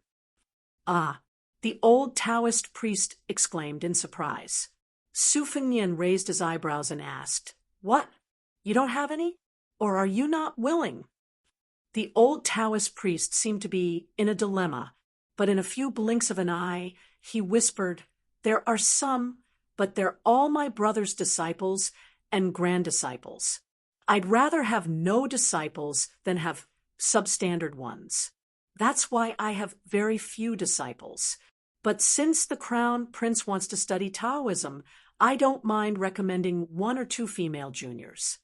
Su Fengnian patted the old Taoist priest's shoulder and gave him a thumbs up. "You're right." The old Taoist priest began to recite the 3-5 imperial scriptures to atone for his sins. "Grandmaster, please don't blame me. I'm doing this for the sake of Mount Longhu's 1,000-year plan." Then the old Taoist priest, one of the 3 celestial masters of Mount Longhu, said anxiously, "You have to pick an auspicious time to take in a disciple. If you don't hurry to Mount Longhu today, you'll miss it. It won't be appropriate for the young prince." Su Fengnian frowned. "Right away?" Celestial Master Zhao nodded with an anxious expression. "Right away." Su Fengnian, who originally wanted to take his younger brother on a hunting trip, took a deep breath and ordered old Huang to wait on the street outside the mansion. He then took the ox-nosed Taoist priest, who didn't look like a celestial master at all, to find his beloved younger brother, Su Longxiang. 100 steps away from the stable, the old Taoist priest turned his head and looked at the old coachman, who was smiling foolishly at the side of the stable. His heavy footsteps finally became lighter. When Su Fengnian arrived at his younger brother's courtyard, he found him squatting on the ground, and looking at ants again. He walked over and patted his head. Stop looking. The ants on Mount Longhu are even bigger. Go there and look. Learn your skills and go down the mountain as soon as possible. Bring me a bag of wild hawthorns. Do you hear me? The young prince was truly a fool. He stood up and nodded heavily. He smiled again, but of course he was drooling again. The old Taoist priest was flabbergasted. How could such a difficult matter be settled so easily? The great pillar state, who had once turned the entire Jianghu upside down, had tried his best to persuade this disciple of his. Su Fengnian wiped his saliva and scolded jokingly. Stupid Huang man, look, did you see that? This person will be your master from now on. When you reach Mount Longhu, you can beat anyone you want, but just don't hit this old man. If anyone dares to bully you and call you an idiot, then beat them to death. If you can't beat them, then get your master to write a letter. This elder brother will lead our northern Liang cavalry and charge 2,000 li up Mount Longhu. Remember, don't get bullied. In this world, only us brothers and two sisters have the right to bully others. Su Longxiang seemed to have understood, but not fully, and nodded. The old Taoist priest was scared out of his wits. With Su Fengnian taking action, Su Longxiang didn't resist at all. The prince's residence didn't drag things out either. With his foster son Qi Dangua leading the way, 40 elite cavalry escorting them, and several capable people raised by the Bailiang Palace secretly keeping an eye on them. There was also a Taoist master from Mount Longhu. It was likely that no one would dare to mess with them. As they were about to leave, Crown Prince Su Fengnian stood in front of his younger brother and said softly, "Stupid Huang man, I won't be able to wipe your saliva in the future. But I promise you that I'll continue to help you find the most beautiful woman in the world to be your wife. If she doesn't want to, I'll tie her up and bring her into the bridal chamber." The young man who was blessed by the heavens to obtain the strength of the dragon elephant was stupid. His heart wasn't open, but it didn't mean that he didn't have any feelings. On the contrary, in some aspects, his feelings were especially strong. For example, he was the second person in the world besides his mother who would wipe his saliva for him. When he was 14 years old, Su Fengnian caused a great disaster. De Zhugua, who usually didn't hit or scold his children, almost took out an iron whip and smashed it on his most beloved son. No one dared to persuade him or stop him. It was only the stupid Huang man who stood in front of his brother and didn't yield an inch. Su Fengnian's eyes turned red. He turned to the old Taoist priest and said word by word, "Xiao Niobi, I've said it before. Don't let anyone bully Huang man. Although I, Su Fengnian, am an unscrupulous hedonist who doesn't have the strength to truss a chicken, you should know the consequences." The old Taoist priest smiled awkwardly and nodded with a bitter smile. The group gradually left. Su Fengnian and his father, Su Shao, didn't send them all the way out of the city.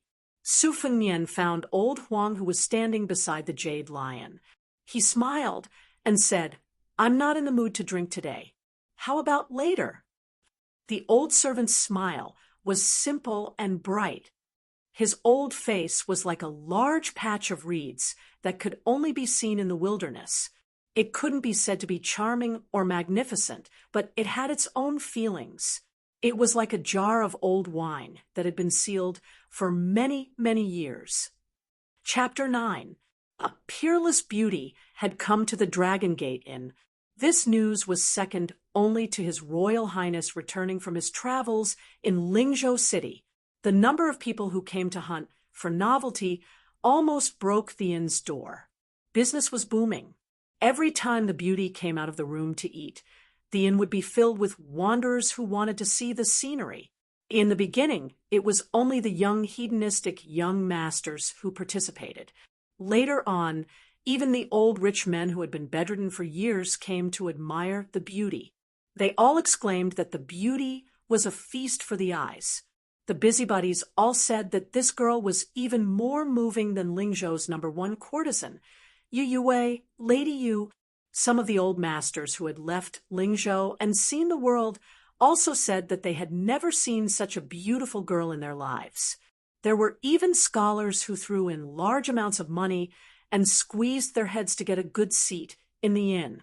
They took a sip of wine and had the thought of getting drunk even if the wine did not intoxicate them. They spread out the rice paper on the table and began to draw. The beauty who came from outside did not say anything. She treated everyone like they were nothing. She only drank the best-aged Huadiao wine in Lingzhou. When she ate, she chewed slowly. However, she was not as shy and reserved as a pretty girl from a humble family. She had a different style. However, there were 2 blades of different lengths on the table, which made many lechers who had bad intentions back off. How could a girl from a decent family go out alone with blades? And 2 at that. The more beautiful a flower was, the harder it was to pluck it. This was the awareness that a rich man's son had to have. It was also the truth that he had pondered for many years in his hometown. Just like the 2 princesses in Bailiang Palace, who dared to take a second look, were they not afraid of having their eyeballs cut out? The head of the hedonistic young masters in Lingzhou, young Master Su, had long said, everyone coming out to be a hedonistic young master is not as easy as the commoners think. We have to pay attention to the rat holes and snake paths and rules. We have to be worthy of the head on our shoulders. The head is not used for shit. The butt is. Therefore, when the hedonistic young masters of Lingzhou went out to the neighboring provinces, they were especially proud. They looked down on the children of the local officials and always liked to boast about their family background, money, and brains. Since His Royal Highness had returned to the city, then when the beauty appeared, would His Royal Highness figure be far away? The answer was somewhat different from what they had expected. The hateful but respectable His Highness the Crown Prince had arrived 3 days later than what they had expected, but he had still arrived. When he appeared, everyone consciously left the inn. Nonsense! Who didn't pay the price of blood when fighting with His Highness the Crown Prince over the top courtesan? Young Master Tang from the neighboring Dengzhou had a strong family background. Not only did he have a 3rd-rank official as his father, but he also had a 2nd-rank official as his grandfather. He overestimated himself and tried to steal a courtesan from His Royal Highness. Didn't he break an arm and return to Dengzhou? After that, it was said that his father, who was the Dengzhou magistrate, personally came to apologize. In the end, he was not even allowed to enter the palace. His Royal Highness had only one word: scram. The inn was suddenly empty. There were no sparrows outside, but the innkeeper still had a flattering smile on his face. He offered the best flower carving that he had kept for many years with both hands, saying that he was bold enough to give His Royal Highness a welcome dinner. His father, His Royal Highness, who used to never give half a penny for drinking, suddenly turned around and tipped him with a 5,000 silver banknote. The innkeeper quickly hid behind the counter, his hands trembling as he held the banknote. He was not worried that His Royal Highness was just pretending to be forthright in front of the beauties, because no one had ever heard of the Crown Prince asking for a single cent back after leaving his pocket. He was definitely the Wang family style of not taking back what was given. Generally speaking, it was not false that Lingzhou City was afraid of His Royal Highness, but he had been lawless for so many years, so no one wanted to commit suicide. For example, those young ladies who were lucky enough to be invited into Bailiang Palace all said afterwards that they were only going to admire the scenery with His Royal Highness, leaving behind undergarments and other personal items. At most, they would just rub it a little, but they were not forced to do that kind of thing. At first, no one believed it, but after a few beautiful virgins left the palace and had their bodies checked, they found out that what they said was true. This made some of the dissolute women secretly angry that His Royal Highness did not kidnap them into the palace. Was it because they were not beautiful enough? Su Fengnian sat opposite Bai Hu, and personally opened the flower carving. The fragrance of the wine instantly filled the air. He took a bowl of wine and did not take it. Su Fengnian put down the bowl and laughed. Don't worry, I have done the shady business of using knockout drugs, but I know that you are a master of profound internal strength, so I won't embarrass myself. Usually I would try it, but today I only brought old Huang. I was afraid that you would hit my head with embroidered winter and spring thunder. What's more, I'm not gay. What's there to be afraid of? Are you afraid that I'll take your 2 sabers? You're underestimating me, aren't you? Bai Hu smiled and finally picked up the bowl and took a sip. These few ordinary subtle movements almost made Su Fengnian, who had seen countless beauties, dazzled. He wanted to beat his chest and stomp his feet, to ask God why such a beauty was a man. Bai Hu's voice was soft and sweet. Someone who can give away the gold-swallowing treasure book of the dark sect so casually doesn't look like someone who would covet embroidered winter and spring thunder. Su Fengnian added, doesn't look like, isn't. In the 5 months since they met by chance and barely knew each other, Bai Hu had always been a woman of few words. She was only slightly better than mute, but she was not as willing to talk as she was today. He remembered that the first sentence she said was a bolt from the blue. I'm a man. Su Fengnian did not believe her at first, but after getting along with her for a long time, His Royal Highness, who was experienced in women, had no choice but to believe her. Although Bai Hu did not talk much, she was used to doing what she said. For example, when she killed the bandits, she said that she would kill all of them without leaving a half-dead one. She said that she would escort Su Fengnian to Lingzhou City after getting the secret manual. Even if she could go back on her words and leave, she still followed him to Lingzhou. Chapter 10. Then there was the feeling that White Fox's face gave people. He was indeed not a woman. He drank wine like he was drinking water and killed people like he was picking up grass. Su Fengnian trusted his intuition. He was the first to not be able to stand White Fox's condescending gaze. He solemnly vowed, I am a young master, a big silk pants, not a beggar in your eyes.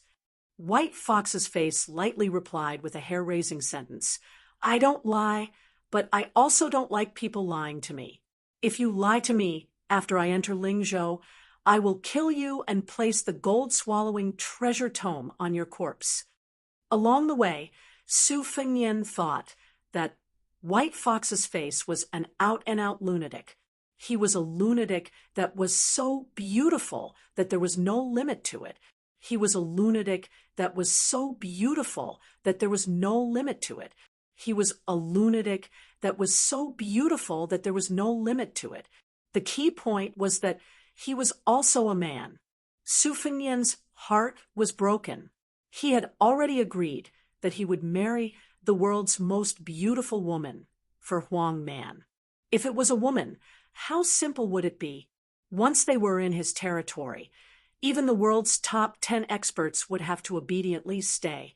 Now, he only hoped that before his younger brother went down the mountain, he would meet the news that was circulating in Jianghu. He only hoped that the 4 sisters who were known as the world's most beautiful women would not disappoint their titles. He would give his younger brother one, keep 2 for himself, and let the entire Jianghu fight for the last one. White Fox's face held a bowl in one hand and stroked a winter-embroidered saber in the other. The saber was publicly recognized as the head of the 9 short weapons among the 18 types of weapons. Those who practiced the sword were smarter and were too lazy to fight for the head of the 9 short weapons. They directly gave themselves the title of the Emperor of Weapons. The winter-embroidered saber was 3 feet and 2 inches long, and the handle was 2.5 inches long. It was exquisite beyond compare. Compared to the simple and clumsy spring thunder, It was more beautiful. It was very in line with His Royal Highness's aesthetic. When he was traveling in Lingzhou, he liked to go to the armory and pick a pleasing-looking sword to hang on his waist.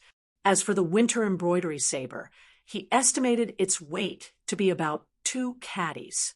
However, White Fox's face once revealed that the saber weighed about 10 caddies and 9 tails when she was in a good mood.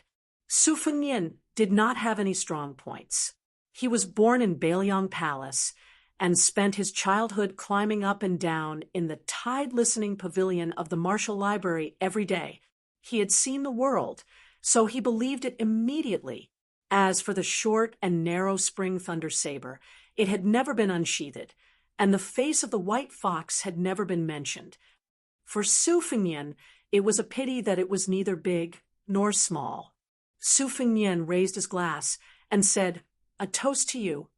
White Fox's face tilted its head slightly, but Su Fengnian knew that this meant that White Fox's face was inquiring.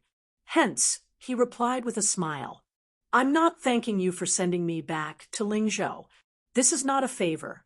I'll give you half of the gold-swallowing treasure tome, and we're even. However, you've made me certain that there are masters in this world who can single-handedly overturn hundreds of bandits. Otherwise, my 3 years of suffering would have been in vain." White Fox's face continued to maintain that angle. Su Fengnian, who had a photographic memory, was not stupid. He took the initiative to explain again. "Whether you believe it or not, I have to tell you that there are masters like you in the prince's mansion, and there are bound to be more than 1 or 2. However, no one has ever shown their skills in front of me. It's probably because of Su Zhao's warning. This has led me to suspect that flying over eaves, vaulting over walls, and stepping on snow without leaving a trace is just a boast from Jianghu people." White Fox's face lowered her head and drank a mouthful of wine. Su Fengnian smiled and said, "Say it. When I come to find you, what do you want me to do?" White Fox's face, who was teasingly called the most beautiful woman in the world by him, revealed a smile for the first time. Very in line with his style, she went straight to the point and said, "I want to enter the tide-listening pavilion and read half of the martial arts manuals in the world." Su Fengnian was startled and said, "What do you want to do? Isn't it boring to learn martial arts?" Back then, I refused to learn martial arts no matter what. I practiced in winter and summer. Perhaps I wouldn't be able to take a break for the rest of my life. How can it be more comfortable than being an idle playboy? White Fox's lips curled up slightly, but she did not say a word. Apparently, people who walked different paths could not make plans together. Su Fengnian frowned and said, "Just to become the most powerful master in the world." White Fox's face looked at the spring thunder saber lying on the table and shook her head slightly. Su Fengnian asked, "Could it be that you want to become more powerful because you can't compete with others for a woman for the time being?" White Fox's face glanced at Su Fengnian with a strange look, as if she was looking at an idiot. Su Fengnian was at his wits' end. He decided to shut up and drink to drown his sorrows. He did not forget to ask the tavern keeper to warm 2 pots of the best and most expensive yellow wine for Old Huang. Old Huang's surname was Huang, and he only liked yellow wine. He was a strange person with a strange temper, just like White Fox's face. However, why was Old Huang not a master like White Fox's face? At the thought of this, Su Fengnian gulped down more wine.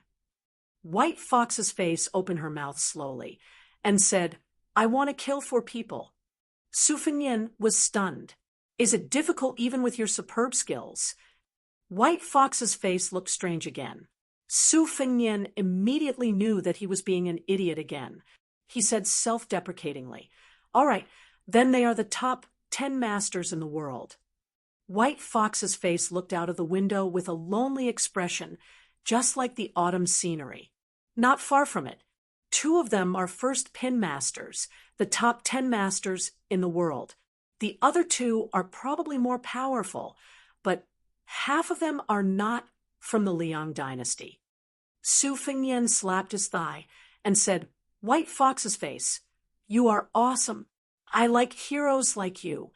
Su Fengnian felt that he had accidentally revealed the secret of heaven. However, the beauty who heard the nickname White Fox's face only smiled slightly, as if she did not hate it. Instead, she found it interesting. Su Fengnian asked tentatively, "The Tide Listening Pavilion is not a place you can enter whenever you want. For as long as I can remember, almost every year there are so-called heroes of Jianghu who are like moths to a flame and then thrown into the wilderness. I have seen it several times with my own eyes, and they died miserably. However, I can promise you that once you enter the prince's mansion, I will take out the second book for you until you finish reading it.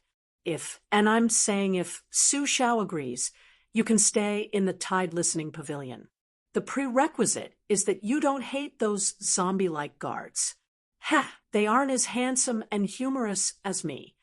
Bai Huer had a long and narrow face, and her peach blossom eyes were shining with extraordinary splendor. She looked straight at Su Fengnian and said, "Su Huanghua, name your conditions."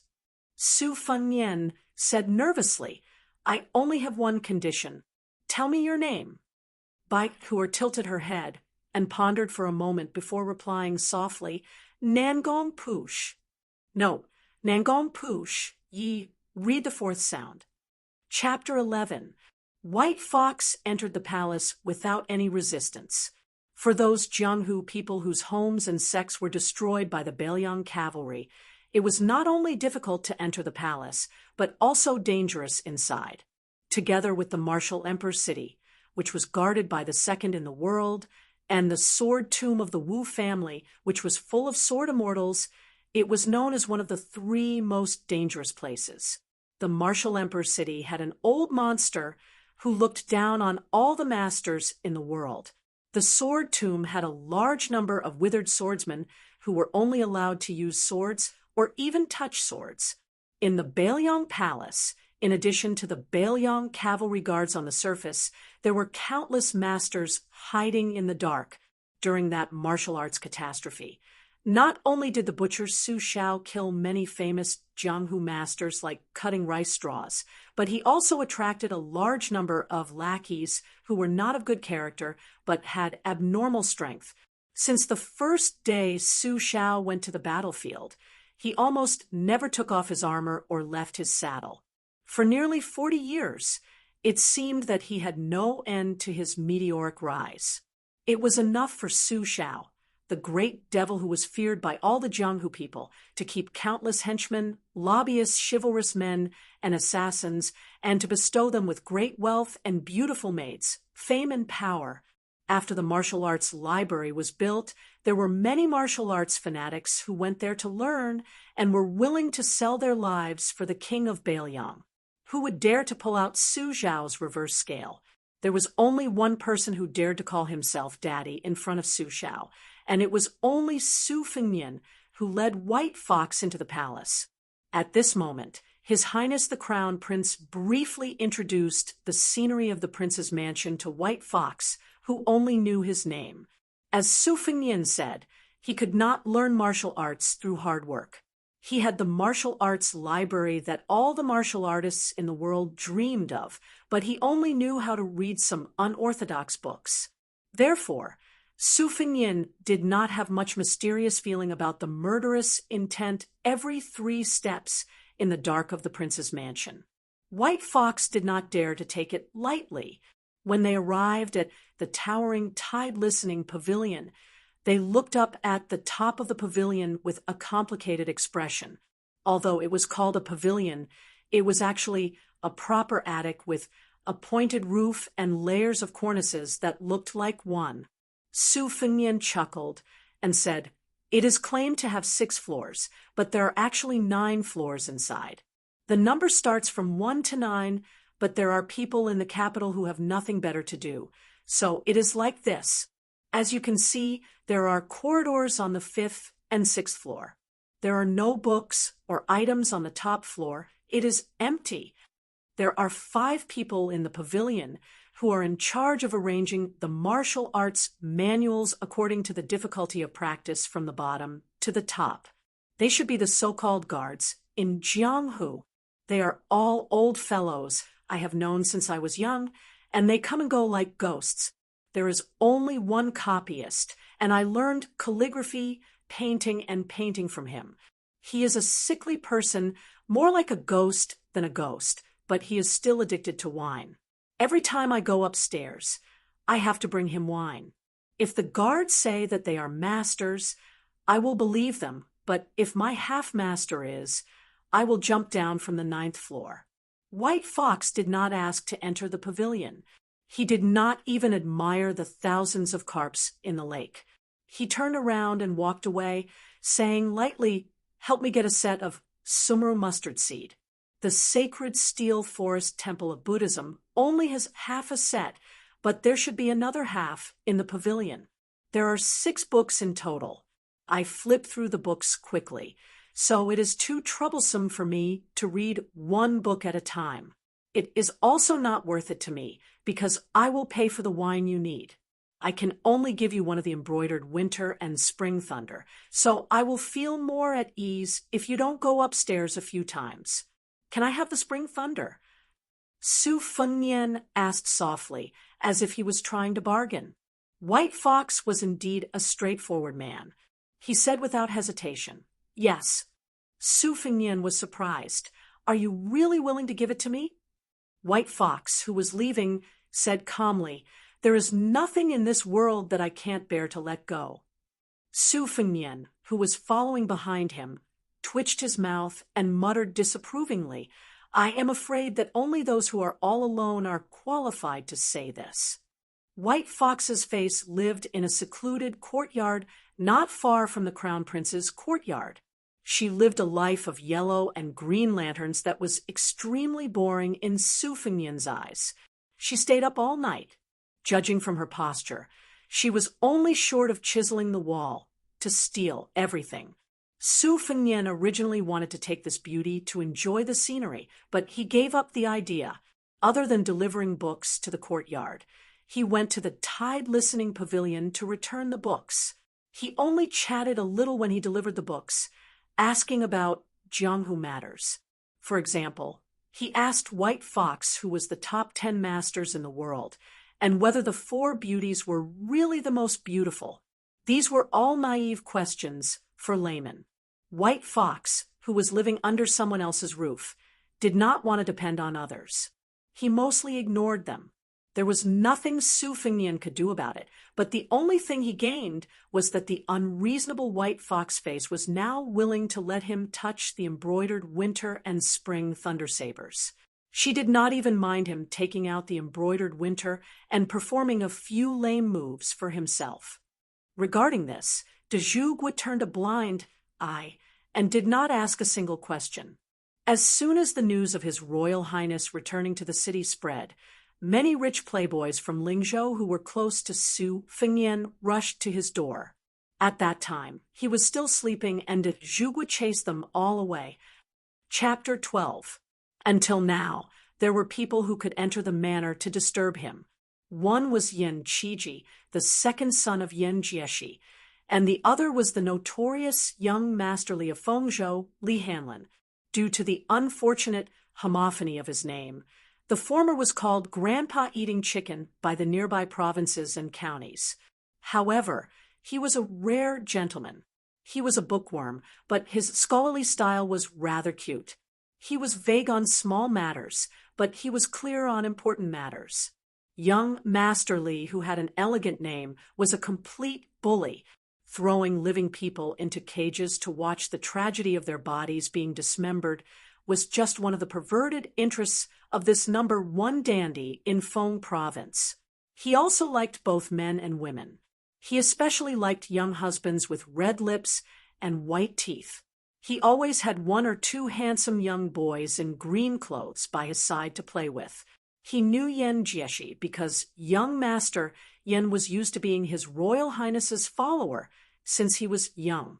Su Fengnian also liked to tease this peer who always talked about the teachings of saints. As for Lee Hanlon, this scum, he was cruel and merciless when it came to others, but he treated his friends well. Moreover, Lee Hanlon had a sister who was extremely beautiful. Su Fengnian had been drooling for a long time, so he didn't want to be close to her. Other than the bookworm Yen Qiji and young Master Lee Hanlon, there was also a good official's son whose surname was Calm. He followed his father to become an official in the capital and hadn't seen him for 4 years. He was a martial arts fanatic. When the four of them got together, the division of labor was basically Su Fengnian coming up with bad ideas. Yen Qiji, who was meticulous, was responsible for cleaning up the mess, and Kong was responsible for martial arts fanatic. If the matter was exposed, then Lee Hanlon would be the scapegoat. It was a perfect plan. Brother Feng, Yen Qiji, who had been Su Fengnian's follower for more than 10 years, was already an elegant young master. However, when they met, he looked like he was about to cry. After he called out to Feng Zhou affectionately, his eyes became wet. Sigh, this guy was good at everything, but he was spoiled, sentimental, and sad like a girl. No wonder Lee Hanlon felt that this guy was as good as him. However, he was a man and played with little husbands, while Yen Qiji was in love with Brother Feng. Brother Feng. Lee Hanlon's greeting was much more domineering. He wanted to hug Su Fengnian, who had not seen him for a long time. However, Su Fengnian lifted his leg and gently pushed it against his abdomen. Lee Hanlon laughed and said, "Stay away from me. You smell like a man." The gang of scoundrel friends reunited at the top of Mount Qingliang, the White Crane Tower, which was most suitable for gazing into the distance. Hanging outside this building was a couplet. An old friend sent me down to Yangguan. An immortal helped me up to Mount Huangshan. It didn't come from one of those famous calligraphers in the imperial court whose words were worth 1,000 pieces of gold. Instead, it came from the 8-year-old Su Fengnian. Now, it looked even more childish. However, even though His Royal Highness had improved, the copyist in the Tide Listening Pavilion, who was also His Royal Highness's half-master, said that this was the most unskilled couplet that His Royal Highness had ever written. Both the words and the meaning were the same.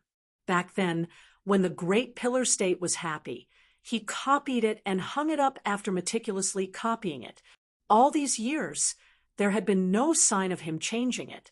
Su Fengnian did not talk much about the bitterness and hardships of the past 3 years.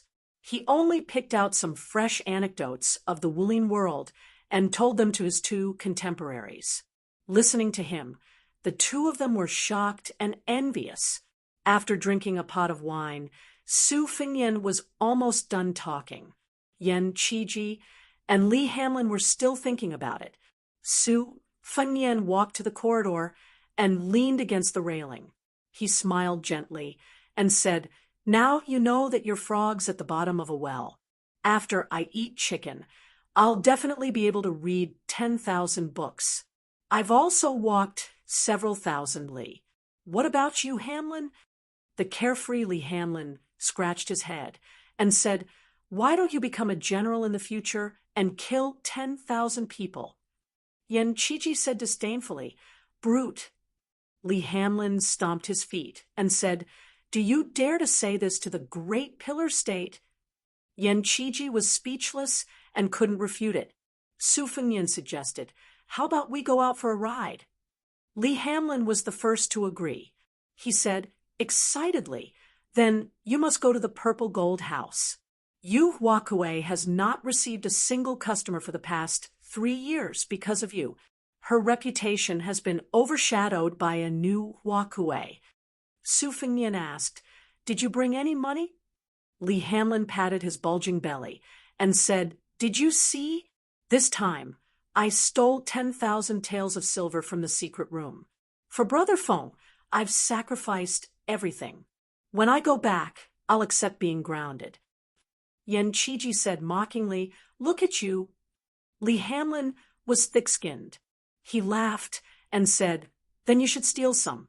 Not 10,000 taels, just 1,000 taels. Do you dare? You scholars only know how to talk on paper. When it comes to serious things like scolding and fighting, which time didn't Brother Fong and us do the work? Even if you strip a woman naked, you wouldn't dare to roll on her belly. How dare you say I'm useless?" Yen Chiji's face turned red, and he snorted.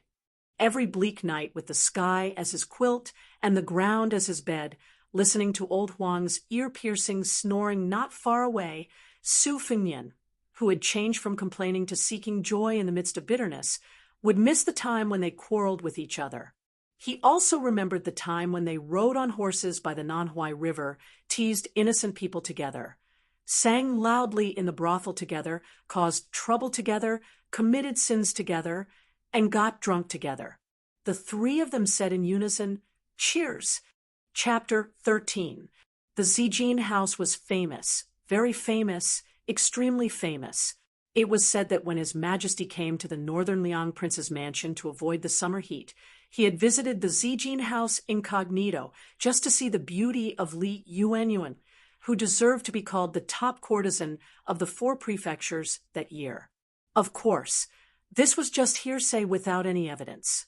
After Li Yuanyuan disappeared, there was no longer an undisputed courtesan in the 4 prefectures. It was just like 100 flowers blooming. The beauties of the various brothels racked their brains to compete with each other for beauty. This continued until the appearance of Yu Wei, whose family had fallen from grace. Women who humiliated themselves would probably not use their real names, so Yu Wei's original name was unknown. Her real surname was probably Yu, so she used a homophone. The biggest benefactor of the Zijin house, His Royal Highness, had privately asked this most taboo question in the brothel.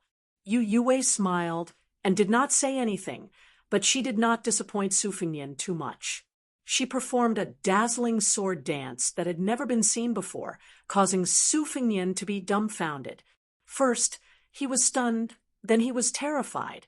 If it was not for the deaf and mute old monster that was raised by Bailiang Palace standing outside, Su Fengnian, who was not only afraid of death, but also of pain, would have fled long ago. After this, the number of times he went to the Zijin house became less and less, and the doubts in his heart became stronger and stronger. 3 young masters rode on 3 fine horses, galloping wildly on the main road of Lingzhou City, with a large group of guards following behind them. Li Hanlin laughed wildly, feeling unsatisfied. Without Brother Feng these 3 years, his days could not be considered happy. Yen Chiji, who had been dragged into the water countless times, had long accepted his fate. He tried his best to avoid pedestrians. Su Fengnian, the heavenly young master of the 4 prefectures, took the lead. He took off his Zijin crown and simply used a jade hairpin to tie up his hair. He gave up on the cumbersome sword, folding fan, jade bracelet, and so on, appearing even more elegant and handsome. He headed straight for the gentle land of gold and silver. The brothel keeper of the Purple Gold House was also a famous courtesan back in the day. Following the rise of the Purple Gold House, she was too lazy to show her face in public unless there were important guests. Today, however, she hurriedly dressed up and personally went out to welcome the 3 young masters who could do whatever they wanted. The 3 of them dismounted from their horses and handed the reins over to the big tortoise who had been waiting for a long time. Without needing Su Fengnian to say anything, the familiar Li Hanlin took out a banknote worth 500 taels and stuffed it into the neckline of the middle-aged brothel keeper, who was more charming than an entertainer. He laughed strangely and said, "Annie Han, this young master has never tasted a woman of your age. Why don't you make an exception today? Big Mother Han, do you have the skills to take 10,000 taels of silver from here? This young master has heard that back in the day. You were the best at playing the flute."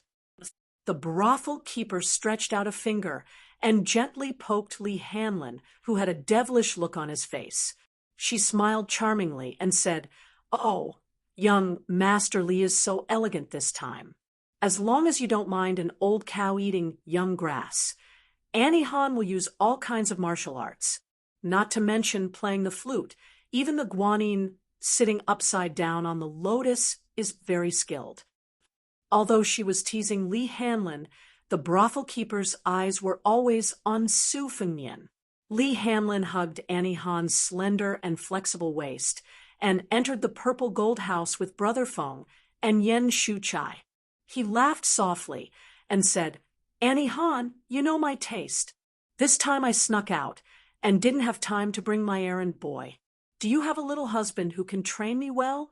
As for you, I suggest you seduce young Master Yen. He is still a virgin. As long as you can torment him until his back hurts and his legs cramp, I will not only give you all the money I have, but also give you 5,000 taels of silver on credit. How about this business? Of course, don't forget to give young Master Yen a small red packet of 66 taels of silver after this." The brothel keeper, who was not young but was not yet old, said charmingly, "If I don't do that, the prefecture overseer will seal up my purple gold house. As for little husbands, there are a few who are about to debut. They are even more tender than girls. Their skin is guaranteed to be like Sichuan brocade and satin. I guarantee you will be 100% satisfied." Li Hanlin chuckled and said, "Then let's follow the old rules. His Royal Highness will go to Yu Huakuei's place. I will find some fun myself. Auntie Han will find 2 artists who know how to dance for young Master Yen." She pretended to be resentful and said, "Young Master Li, don't you want to have a taste of Annie Han's tongue?" Li Hanlin slapped her plump buttocks and said, next time, save your energy, and then fight Annie Han for 800 rounds. I must properly experience your 18 kinds of martial arts." Su Fengnian was not surprised by this.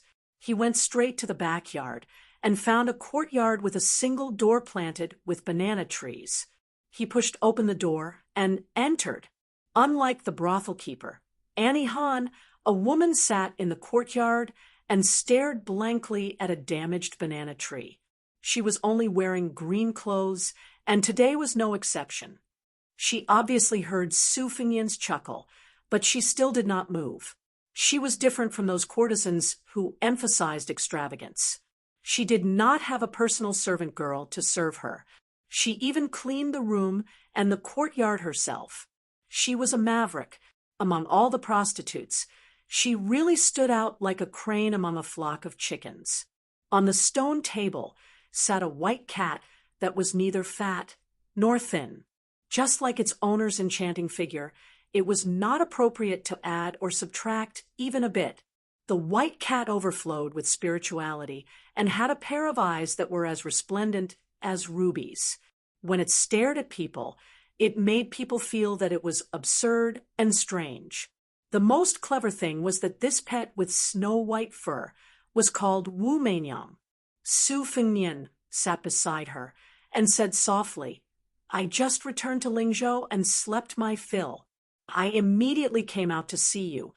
Yu Huakuei stretched out her slender hand and stroked Wu Meinyang's head.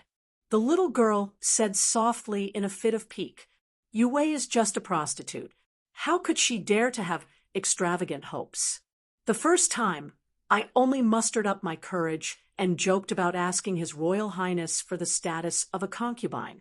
That person made a series of bad moves during the conversation, and I slaughtered a large dragon. The second time, it was just a sword dance, and that person didn't dare to stay in this courtyard any longer. I just don't know what kind of trouble will come up this time. That person won't come again. It was the hardest thing to enjoy a beauty's grace.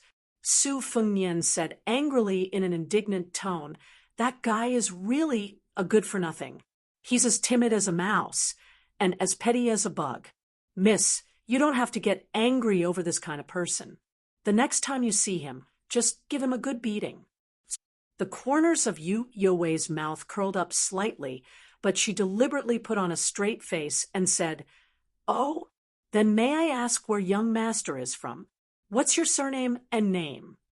Su Fengnian said shamelessly, "Unfortunately, my surname is Su and my name is Fengnian. I have the same name as that bastard, but I'm thousands of miles better than him.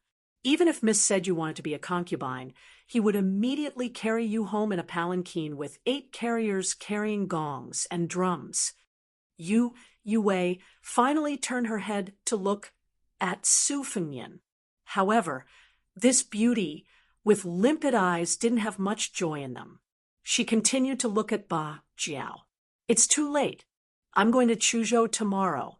That's my hometown. I won't be coming back." Su Fengnian cried out in alarm. Yue retracted her gaze and stared at Wu Meinyang, who was relying on her for survival. She said bitterly, "You regret it, don't you? But there's no medicine for regret in this world."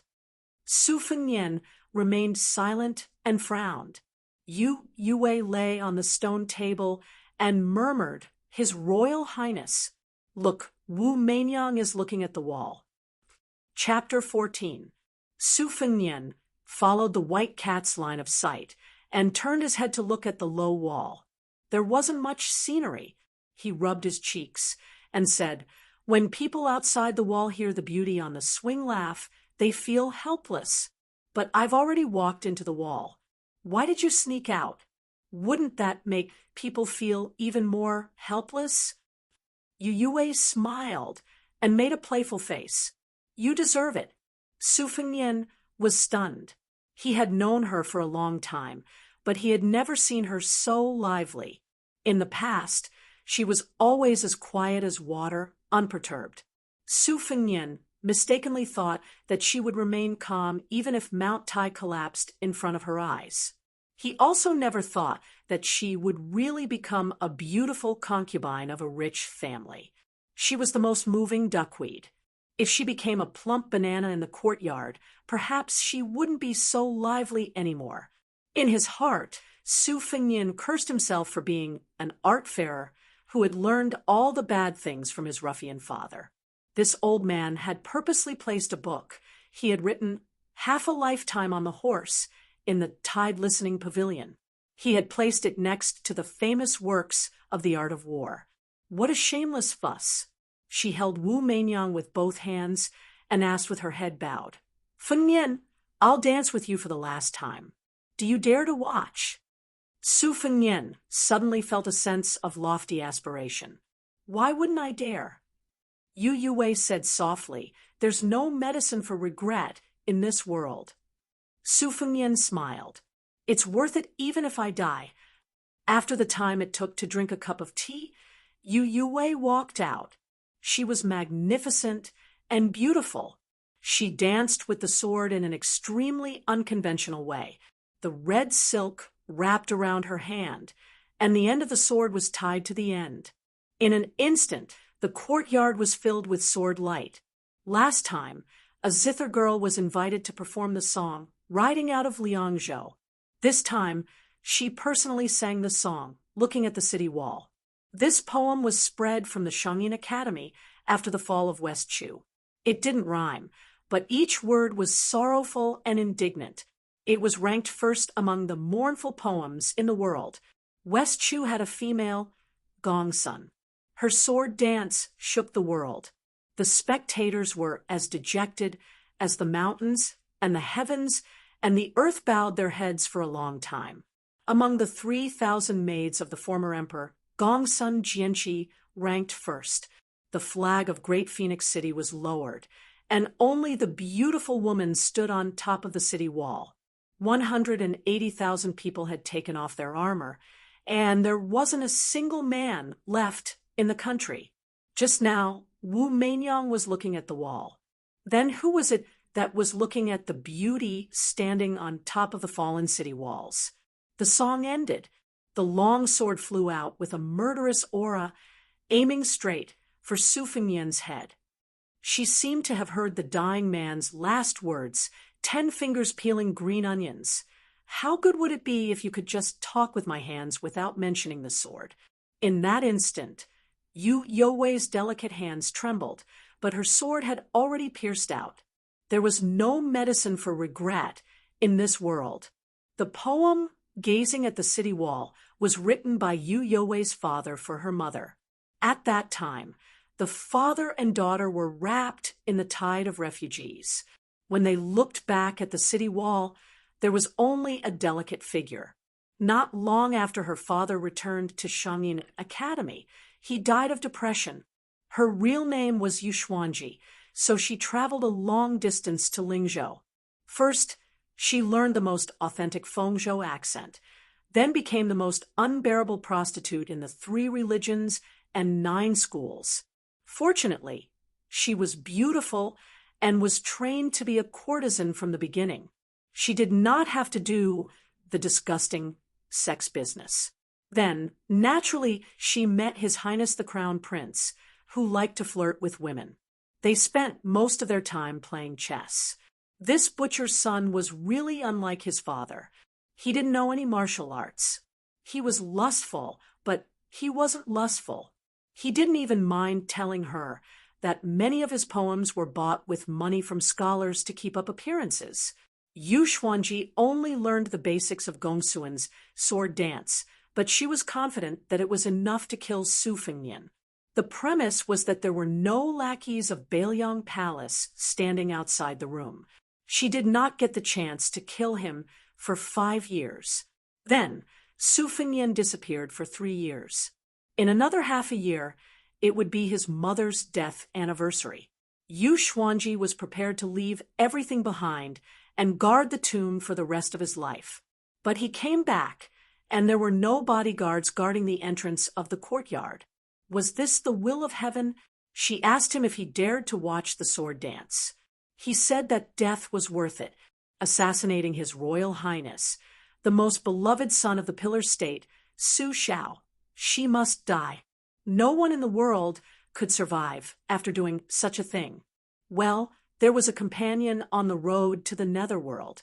When the time came, he could beat and scold her as he wished.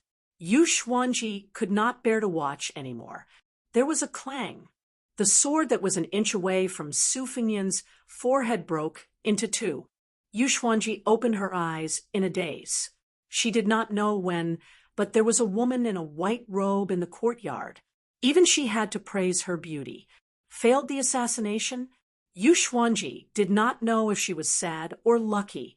She still had a sword in her hand, which was originally meant to kill herself to escape the humiliation. She raised her hand and was ready to slit her throat and die a clean death. Unfortunately, Wu Meinyang was going to become a stray cat. That man also said that when the snow covered the ground, standing in the tide-listening pavilion of the prince's mansion, one could see the most beautiful scenery. How beautiful was the most beautiful? Without Su Fengnian saying anything, Yu Xuanji, who was determined to be a dead man, was grabbed by the peach blossom-like woman with one hand and snatched the sword away. With a casual toss, she cut off a large piece of banana leaves. That was not enough. She hit Yu Wakuei's abdomen with her knee, making this pitiful beauty bow like a shrimp. Su Fengnian wanted to mutter, "Why does a beauty have to make things difficult for another beauty?" But after witnessing the ruthlessness of the white fox's face, he tactfully kept his mouth shut. Then he saw the dazed Yu Yue. Although Su Fengnian was certain that he would not die here, he could not help but want to curse her. "Bitch!" and then rush up to her and give her 17 or 18 slaps. But he thought to himself, a little impatience will spoil the great plan of sharing the same bed. He exhaled a mouthful of foul air. Outside the 4 provinces of the cold land, it was easier for Su Fengnian to die than to live. But in the cold land, it was much more difficult to die than to live. You bunch of assassins are like carps crossing the river. Do you really think that my father, who is the pillar of the country and the king of Bailiang, is an embroidered pillow? Moreover, Su Fengnian had experienced the hardships of being at the bottom of society for the past 3 years. His mind had matured a lot. Back then, he was only puzzled by Yu Huakuei's inexplicable sword dance. He was now hanging out with his father, Yuan Zuozong, and a group of first-class martial artists who had walked on the battlefield every day. His Royal Highness did not know martial arts, but even if he had never eaten pork, he had seen pigs run. When he returned to Lingzhou, he had made up his mind to take the risk and confirm what medicine Yu Yue had in her gourd. If it was an aphrodisiac, that would be the best. He could take it home and enjoy it. If it was a poison, sorry, he could survive it. But as for the result, what else could a man who had suppressed his anger for 3 years do to a beautiful woman who he wanted to pounce on in her sleep? The only unexpected thing was that the one who made the move was White Fox's face. She was not the most powerful and domineering master in the residence that he had told his father in advance. Of course, looking at the situation, even if White Fox's face was not that high, it was quite high. Su Fengnian said shamelessly, "White Fox's face, do you have any techniques to make her lose her resistance? Like sealing her acupoints, or something like that?" White Fox's face nodded and said, "There is something even simpler." She directly chopped Yu Huakuei's fair neck with her hand and knocked her unconscious. Su Fengnian's face stiffened. He ran over to check her breathing. After confirming that she was not dead, he sneered proudly. When he raised his head to look, White Fox's face had already disappeared. She indeed had the demeanor of a master. Su Fengnian carried the delicate body on his shoulder and carried it out of Zijin Tower. On this day, the news of His Royal Highness forced himself on Yu Huakuei began to spread like wildfire in Lingzhou City. Chapter 15. The rich playboys in Lingzhou City were in awe of His Highness' domineering attitude. After 3 years of seclusion, he had just returned to Lingzhou for a few days, and he had already desecrated Yu Huakuei. Su Fengnian carried the lame assassin, whose real name was Yu Xuanji, back to the prince's mansion, followed by Li Hanlin, whose clothes were disheveled. Yan Qiji did not like to visit prostitutes. Just now, he was sitting upright and still, chatting with the elegant Hongmian in the building. When he saw Brother Feng carrying Yu Huakuei out after staying in the banana courtyard for a while, he secretly praised him for his domineering attitude. When they arrived at the prince's mansion, Li Hanlin took Yan Qiji to the White Dragon House. Su Fengnian threw Yu Yue onto the big bed in the inner room. He took a handful of satin and tied her hands and feet. Still worried, he tied another layer. He rummaged through the drawers and found the jade mud powder that Li Hanlin had used in the flower field. It was of a higher level than the knockout drugs and softening powder that were commonly used by flower thieves in Jianghu. The woman would be clear-headed after taking it, but her body would be as soft as a warm jade. It would be difficult for her to commit suicide by biting her tongue, but it would not stop her from moaning. After melting it in a wine cup, he pried open Yu Yue's mouth and poured it in. After that, Su Fengnian gave her a slap. A bright red handprint appeared on her tender cheeks. She did not wake up. Su Fengnian slapped her again and finally woke her up. Yu Xuanji opened her eyes. She did not struggle or resist. She closed her eyes again and softly said something that almost made Su Fengnian fly into a rage. "His Royal Highness, move faster. I'll just pretend that I was bitten by a beast." Su Fengnian bent down and caressed her cold face that was red from the slap. He said with pity like a lover, "Does it hurt?" Yu Xuanji remained motionless. Su Fengnian did not put on any pretense. He picked up a book of erotic paintings that he had prepared in advance and drew them on silk, accompanied by erotic words and intimate sentences. The paintings were vivid and lifelike. He flipped open one of the paintings and explained how to play with a delicate foot. Su Fengnian removed Yu Xuanji's socks. His movements did not stop as he said, "The delicate foot must be in the center." The length of the foot must be perfect, and there must not be one, and there must not be two. Yue, your jade-like feet are so comfortable to touch. When winter comes, you'll be able to help me warm my bed. This leg, the erotic paintings say that it has the best features of a woman's curved eyebrows, the tips of her fingers, the roundness of her breasts, the color of her lips, and the privacy of her private parts. Do you think I should play with it for an hour or two?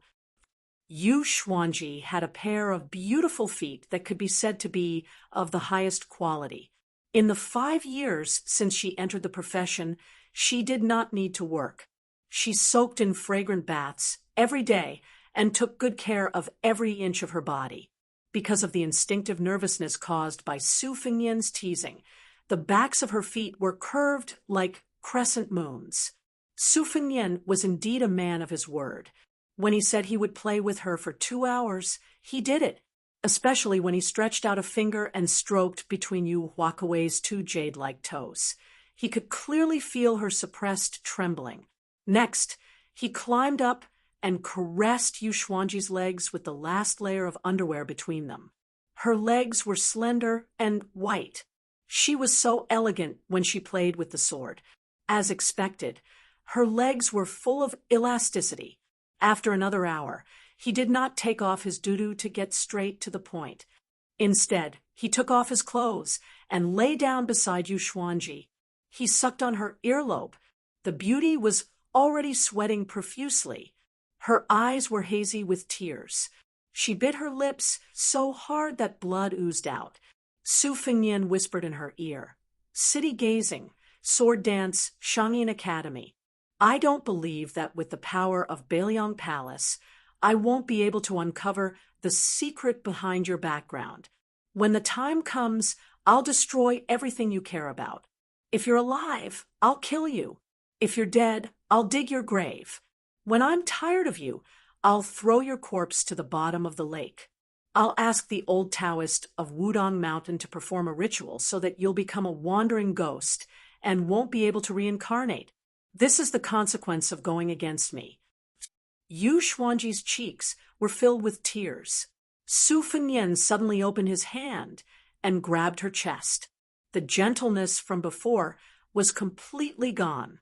Yu Xuanji felt a piercing pain. Su Fengnian smiled sinisterly. "I'm kind enough to sell you medicine for regret. As long as you're willing to serve me until the day you're old, I'll promise you that you'll still be Yu Wei. I don't care if you're the orphan of the old officials of West Shu or a rebel trampled by the Bailiang cavalry. I won't look into it. Everything will be fine. You can be my canary. In this world, is there a cage more beautiful than Bailiang Palace?" Yu Xuanji sobbed. Su Fengnian suddenly said, "I remember now. There's also that Wu Meinyang. What a lovable little thing. How pitiful and sad. She's about to become food for the wild dogs. I'll get up now and go to the banana courtyard to pick her up. I'll chop her up in front of you and throw her to the hungry wild dogs." Yu Xuanji fainted. Su Fengnian was speechless. She fainted just like that. "There's still more vicious medicine in my plan that I haven't revealed yet. I'm not done yet."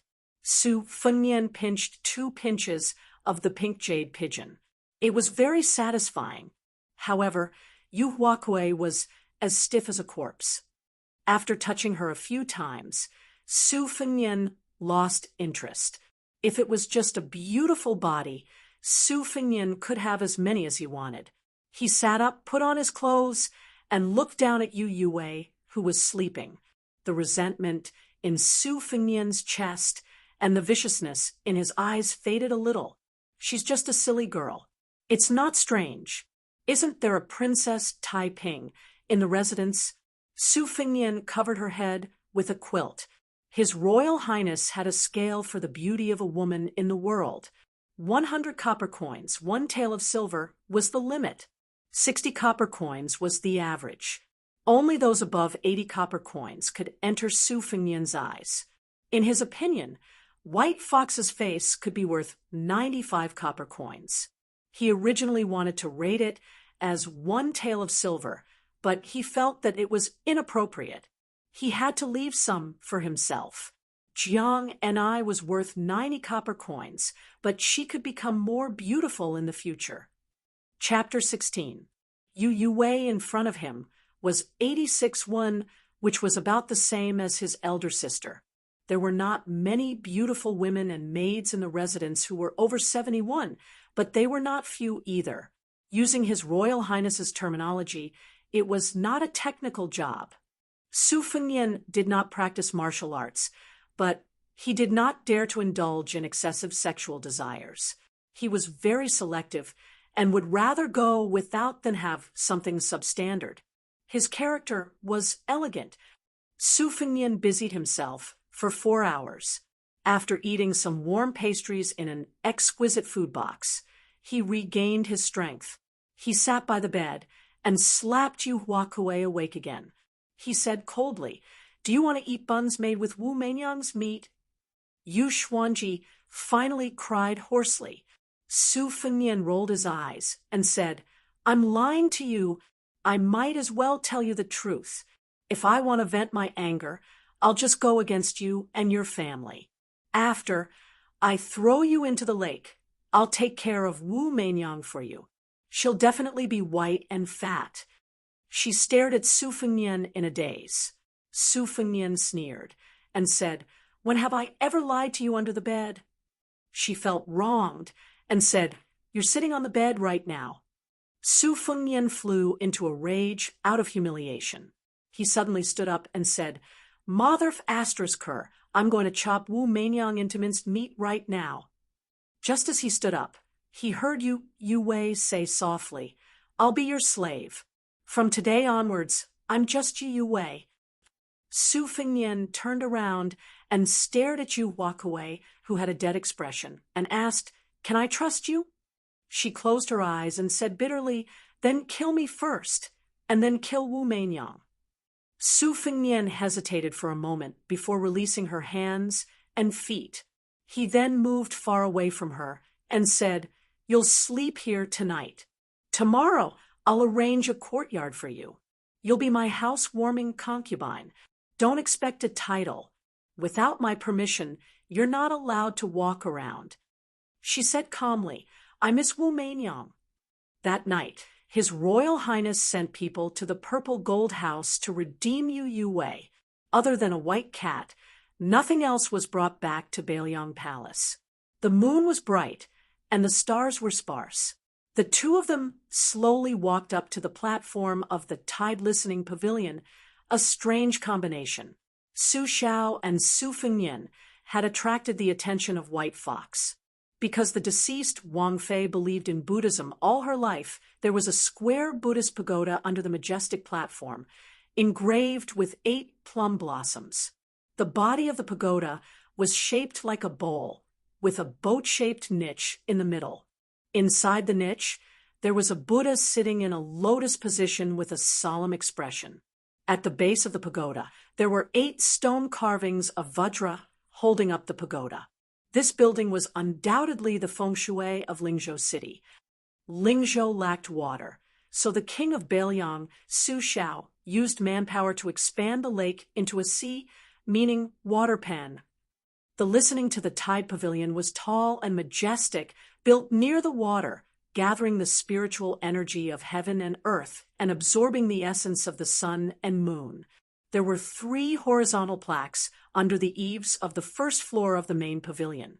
In the east, there was a plaque with 9 dragons, which was bestowed by the emperor. Before entering the pavilion, De Zhugua chuckled and said, "Saving Fengnian's life in exchange for Mr. Nangon's entry is a good deal for me." White Fox's expression was as usual, and she did not answer. When the door was pushed open, a huge white marble relief of the flying fairies of Dunhuang came into view. The flying fairies in the painting were as tall as real people. Even White Fox, who had seen a lot, was stunned for a moment. The slightly hunchbacked king of Bailiang, Su Xiao, chuckled and introduced, In the west hall of the first floor, there are 30,000 scrolls of martial arts in the world, which are not very valuable. I just collected them to occupy a place and add to the scholarly atmosphere of the 10,000 scrolls in the house.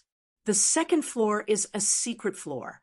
In addition to the 4,000 unique scrolls of the Yin-Yang study, there are also 49 rare weapons in the world, which is my second daughter's favorite place. On the third floor, there are 20,000 scrolls of profound secret manuals. On the fourth floor, there are some rare stones and antiques collected in the secret floor. Fengnian always scolded it for being stinky. The fifth and sixth floors are where the Jianghu heroes who risked their lives to sneak into the king's mansion are after. I believe that ordinary masters will not be able to understand anything further. As for the top floor, it is empty. Mr. Nangong, if you want to climb up and look into the distance, you can go to the White Crane Tower at the top of the mountain. White Fox's face understood the meaning of de Zhugua's words and nodded. Su Xiao narrowed his eyes and smiled. Then let's go straight to the fifth floor. White Fox's face shook her head and finally said, after going up, I may not be interested in the 60,000 scrolls on the lower floors anymore. Su Xiao was not surprised. He laughed and walked up the stairs alone, disappearing into the shadows. White Fox's face stood in front of the jade screen, with 2 sabers embroidered on her waist. She was in high spirits. De Zhugua arrived at the 8th floor. The bamboo scrolls and ancient scrolls were scattered all over the floor. There was a long red sandalwood table with a flickering candle lamp on it. There was a green gourd with wine in the corner. A red string was tied to the mouth of the gourd and a skinny arm. The man sat on the floor with disheveled hair. His face was as pale as snow, and there was a touch of light red between his eyebrows. If one looked closely, it looked like an upside-down red phoenix. He was dressed in a linen robe and sat barefoot with his legs crossed. De Zhugua, Su Xiao picked up a dozen bamboo scrolls and put them neatly. Only then did he have a place to sit down. He apologized. I came in a hurry and forgot to bring wine. I'll ask Fengnian to make it up later. Su Xiao was obviously used to the weirdo's silence and said to himself, I can't sleep well without a real Grandmaster Master in the king's mansion. I hope this Nangong Poosh doesn't disappoint me. Speaking of which, it is strange. Spies have been investigating for half a year and have not been able to dig up this person's background. It seems that he can only be someone from Northern Han. Ishan, what rank do you think his current strength is? The skinny man opened his mouth, his voice like metal and stone. Secondary first rank. He has cultivated in the pavilion for 10 years, but there is no one above him. De Zhugua clicked his tongue and said, Fengnian has picked up a treasure. The sickly man picked up the gourd and poured out the wine. There was no more wine. He immediately lost interest and stopped writing, his eyes lifeless. Su Xiao stood up and raised his head to look at the earth immortal painting on the southern wall. With his hands clasped behind his back, he frowned and said, Ishan, Fengnian will soon be 20 years old. For the ceremony, you should present him with a courtesy name. The man thought for a moment.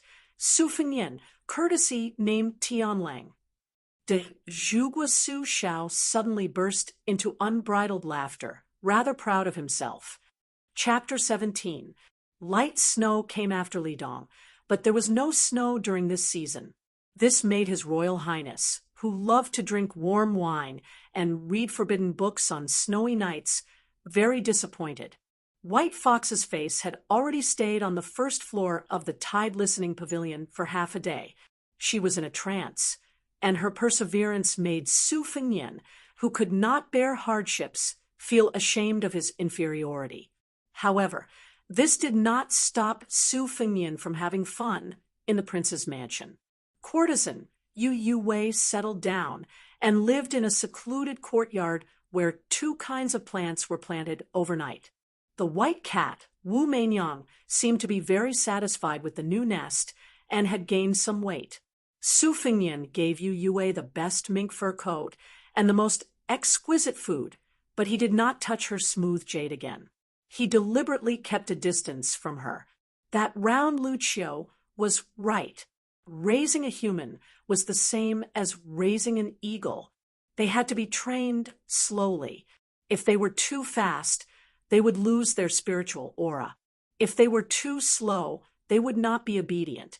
Everyone in the mansion knew that His Royal Highness liked to go boating on the lake alone.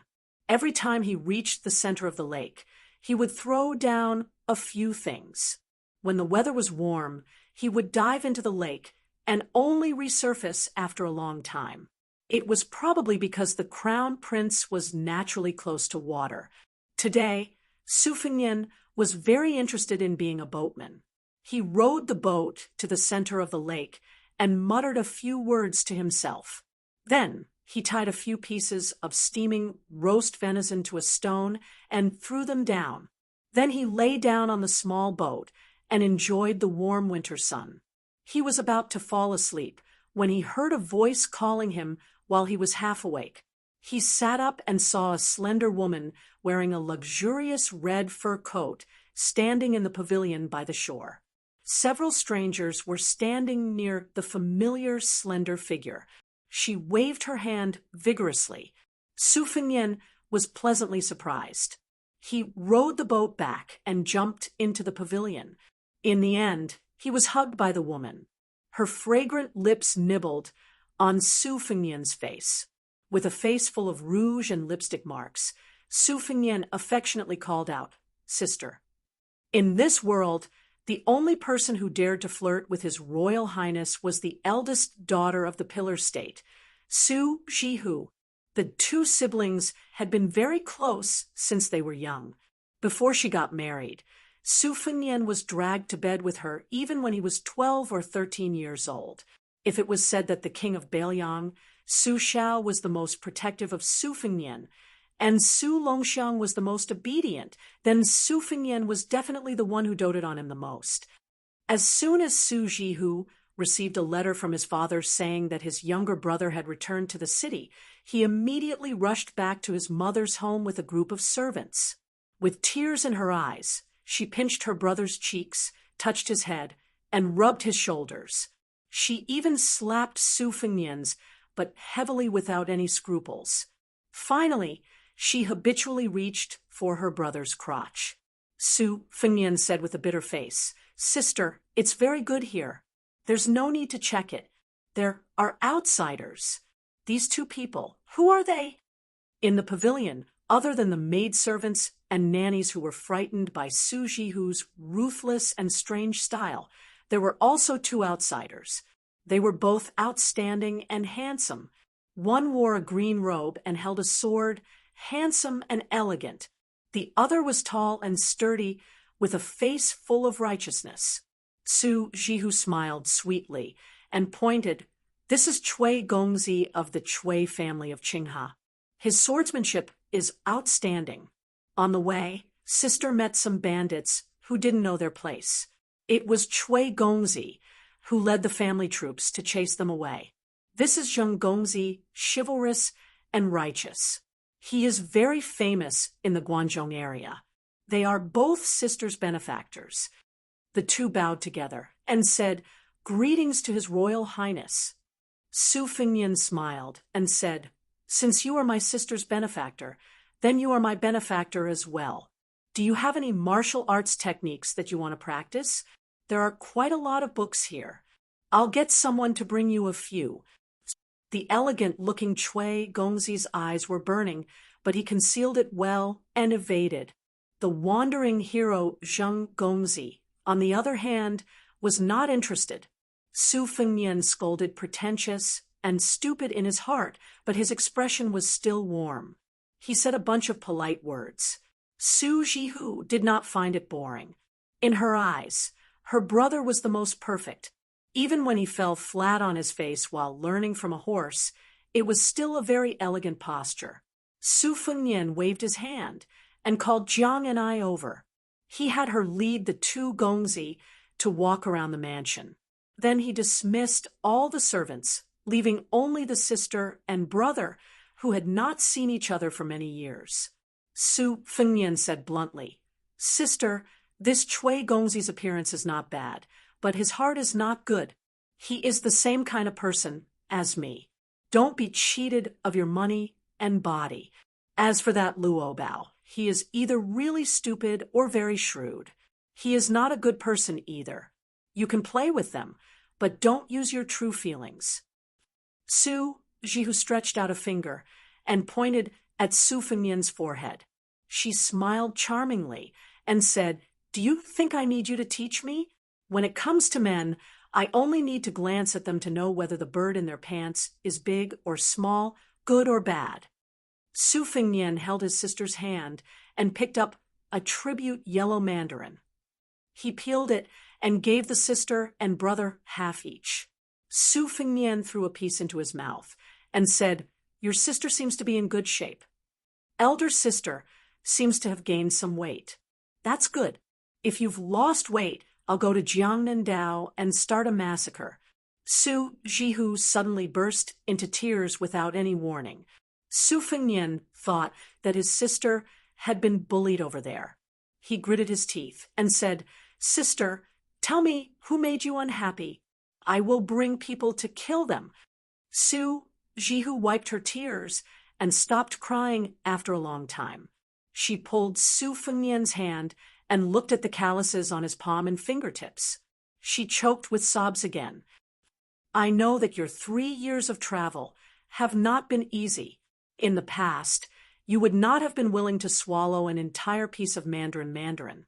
Even if I was willing to tear off the shredded mandarin, you might not have been willing to eat it. I have never had to worry about food and clothing. So how could I have suffered? Even if I was a widow who had been stabbed in the back, to me, it was nothing more than an itch. But you have traveled for 3 years and traveled thousands of miles on foot. I don't even dare to think about it. What a heartless father. I will find him and settle the score. If he doesn't love you, you can follow me to Gangnam-do. It is rich, and the girls are beautiful." Chapter 18. Su Fengnian made a pig's face, which made his sister laugh.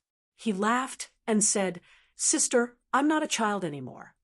Su Jihu hugged Su Fengnian and pressed his head against her chest, which all Gangnam-do men coveted. She snorted and said, "Even if you're not a child, you can still sleep with me. Don't even think about running away tonight." Su Fengnian said shyly without any sincerity, "Sister, that's offensive." Su Jihu twisted her brother's ear and threatened, "Do you believe that I won't tell everyone about your heroic deeds of wetting the bed when you were 8 years old? Also, you were lying on the same bed as me when you were 12 years old. Every time you woke up in the morning, your hand would be on me." Su Fengnian glanced at his sister's chest from the corner of his eyes. He wanted nothing more than to dig a hole and crawl into it. He said flatteringly, "Sister, let's not kill each other, okay? Come, let me massage your shoulders." Su Jihu, who was enjoying His Royal Highness's skillful massage, squinted her eyes and looked at the lake. She sighed and said, "When you came back, Huang Man left. I don't know if it's because I left, but that girl came. The 4 of us never had a reunion." Su Fengnian asked, "Sister, when it snows, do you want to go to Wudang Mountain and enjoy the scenery?" Su Jihu smiled and said, "Since that heartless coward asked for the heavenly Tao, I'll just let him be alone for the rest of his life. I'm not so shameless as to beg him. If you didn't mention it, I would have forgotten that there was such a person." Su Fengnian said, "Oh, and didn't touch on the pot that didn't boil." Su Jihu fiercely kissed Su Fengnian's face and sweetly said, "Elder sister is narrow-minded and has a narrow vision. Therefore, as long as younger brother is around, all men in the world are vulgar things that cannot be seen." Su Fengnian pretended to be sad and said, "It's a pity that we're siblings." Su Jihu twisted his ear and scolded him. "Stupid." When a woman got married, it was like spilled water. There was heavy snow during the heavy snowfall. No matter how reluctant she was to leave, half a day of reunion passed by in a flash. Her sister, Su Jihu, finally decided to return to Gangnam-do. She said that it was snowing and that she would not be able to bear to leave if she did not leave now. That day, Su Fengnian sent him off for 30 li on horseback and then rode alone back to the city. Returning to the Wang Fu, Su Fengnian, who was in a bad mood, called his maidservant Jiang and concubine Yu Yue to the lakeside pavilion to admire the snow. The surface of the lake had long been frozen, but heavy snowflakes continued to pour down, covering the vast expanse of white land. Su Fengnian shook his head, stood up, and drank a mouthful of warm wine to warm his stomach. He muttered something that no one understood. "Old Lake Kue, don't freeze to death at the bottom." Su Fengnian turned to look at the tide-listening pavilion across the lake.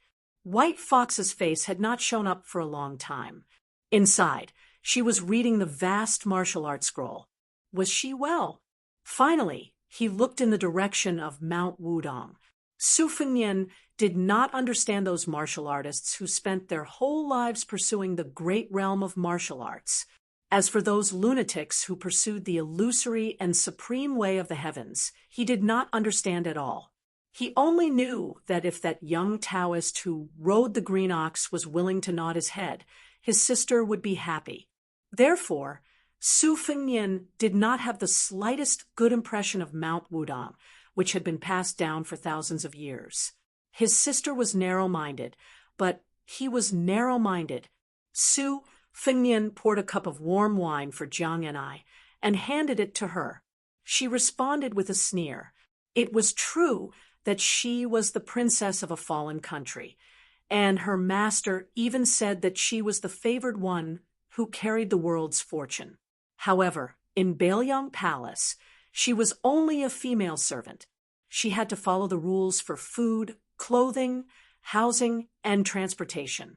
Therefore, she shivered in her thin clothes and glanced at the fog of wine several times. Su Fengnian mocked. "You want to drink wine, but you don't want the one I gave you. You can't take it yourself either. You and I are both tired. I'm just a good-for-nothing prodigal. If you have the ability, go assassinate His Majesty the Emperor or my father. What kind of hero are you to make life difficult for me?" Jiang said coldly, "I'm just a weak woman.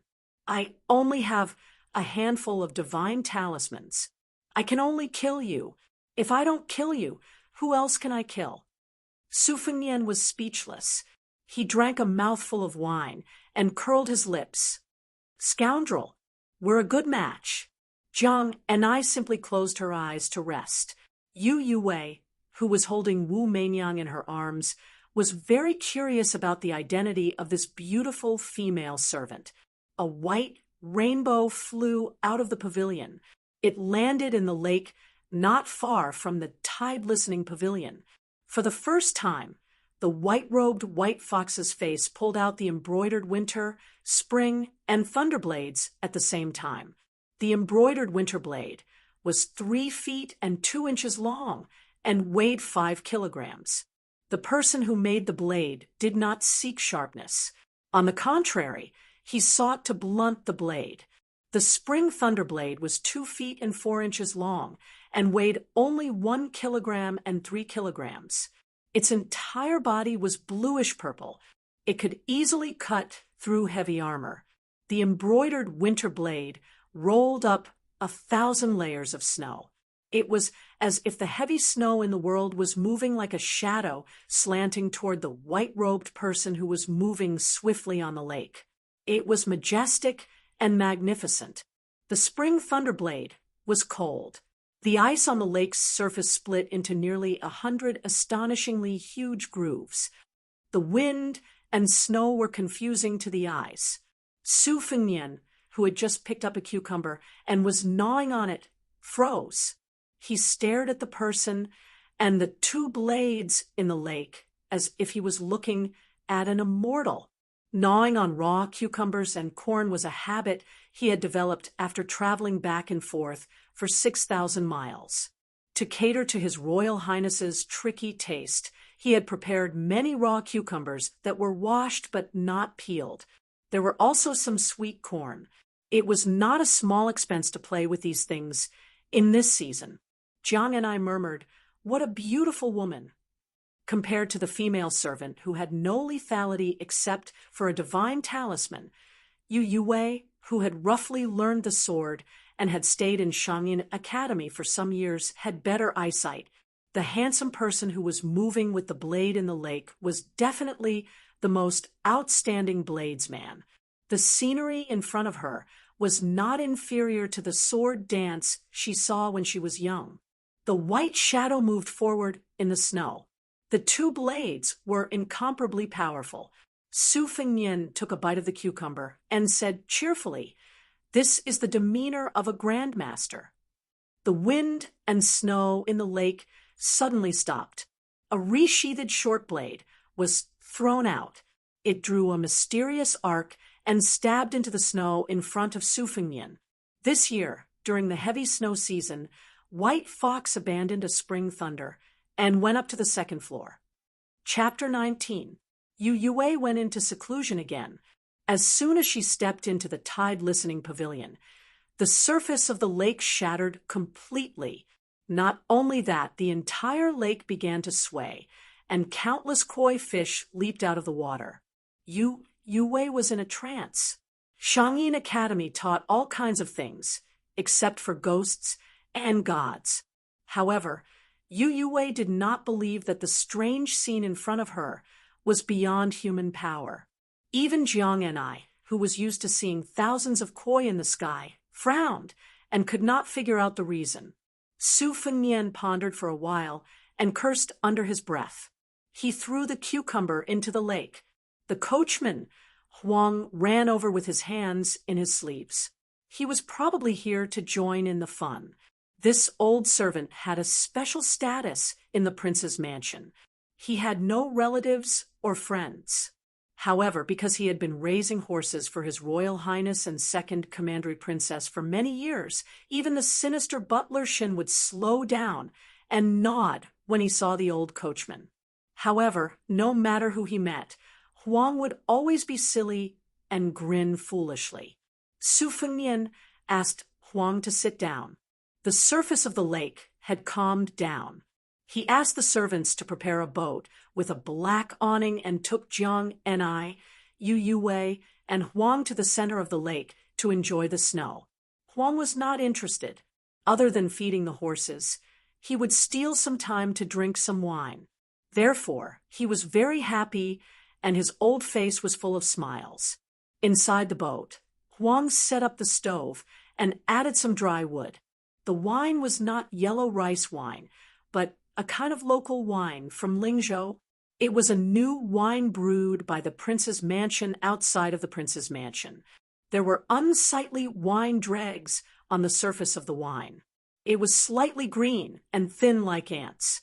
Some poor people in Lingzhou who could not afford good wine called it green ant wine. They did not pay much attention to it, but the Pillar State liked it.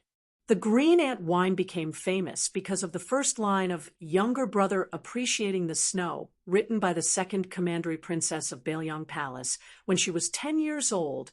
Green ant new fermented wine, red clay small stove. It was praised by scholars and then spread widely. Many talkers in the capital were shocked by it. For a time, there was a trend of warm green ant wine in winter. The second son of the king of Beiliang, Su Xiao, was Su Fengnian Su Longxiang. Of the two daughters, the eldest was Su Jihu, and the second was Su Weisheng. The name Second Commandery Princess did not sound feminine at all. She had been intelligent since she was a child. Her swordsmanship was good, and her poetry was even more amazing. She had a broad mind. When she was 16 years old, she entered the Shangyin Academy to study. she studied the classics and weathering art with Han Guzi. The only imperfection was that although second commandery princess was stunning, her appearance was ordinary. She was not as beautiful as first commandery princess and his royal highness. Jiang and I still did not drink because she hated the green ant wine. She hated everything related to that woman. Her hatred was second only to Su Fengnian. Yu Yue drank a few bowls, and Su Fengnian and Old Huang drank the rest. The atmosphere at the Tide Listening Pavilion was tense as if they were facing a formidable enemy. De Zhugua, who was wearing a thick fox fur coat, waved his hand when he saw them boarding the boat. The 6 or 7 shadow masters in the mansion slowly retreated, and 3 of the 5 guards came out. Su Fengnian, who was drunk, pointed at Jiang and then at Yu Yue. He laughed and said, "You and you, we have no grudges against each other, but you make it so that we can't live under the same sky. Kill me? Sure, Jiang and I, take out the divine talisman, and I'll let you stab me. I'd like to see if my Wukue armor is sturdier or your dagger is sharper. Why don't we make a bet? If you win, we don't need to talk about the result. If I win, you give me a smile. What do you think, Princess Taiping? Is this a good deal?" Jiang and I narrowed her beautiful eyes, eager to try. Jiang, divine talisman. Princess Taiping. Yu Yue, whose mother was a sword attendant of the former emperor and whose father was a retired official in West Chu, trembled her hand, causing Wu Meinyang to yell lazily in her arms. Su Fengnian threw away the golden fox fur coat and tore open the lapel inside, revealing the navy blue armor that he was reluctant to take off after returning from his travels. He opened his chest and said, "Come, stab me." Jiang and I was hesitating, waiting for an opportunity like a leopard cub. Old Huang was not worried about bleeding. The eldest young master had suffered a loss because of his lack of Jianghu experience. Later, he became more and more cunning.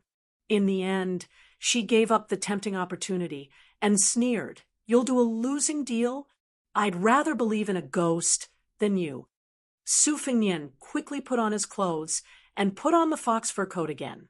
He laughed and said, Fortunately, I was so scared that I broke out in a cold sweat. As expected, I can't drink too much wine. Old Huang, go row the boat. Let's go back and save our lives from the gates of hell." Jiang Ni's eyes were full of vexation. Old Huang was happy with the young master. When they got ashore, Jiang and I left resentfully. Yu Yue did not put on the mink fur coat he sent to the courtyard.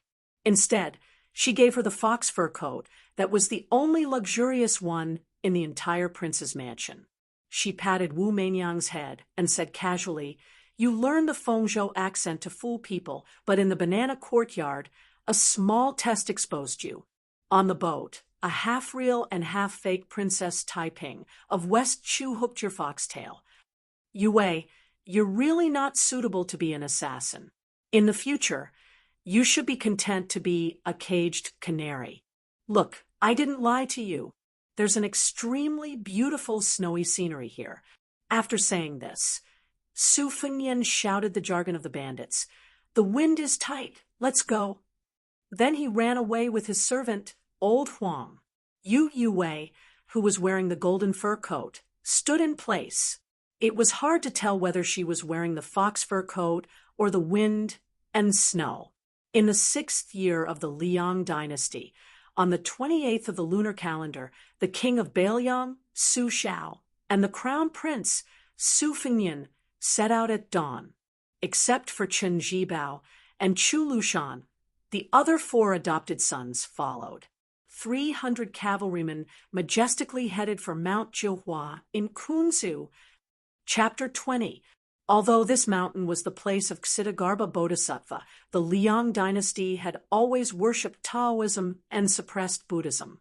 Mount Jihua was located in a remote area, and there were no temples or Buddhas to worship. Most importantly, de Zhuguo had deliberately expelled random believers, making Mount Jiuhua seem particularly lonely. There was a 1,000 Buddha pavilion at the top of the mountain with a huge bell on the roof.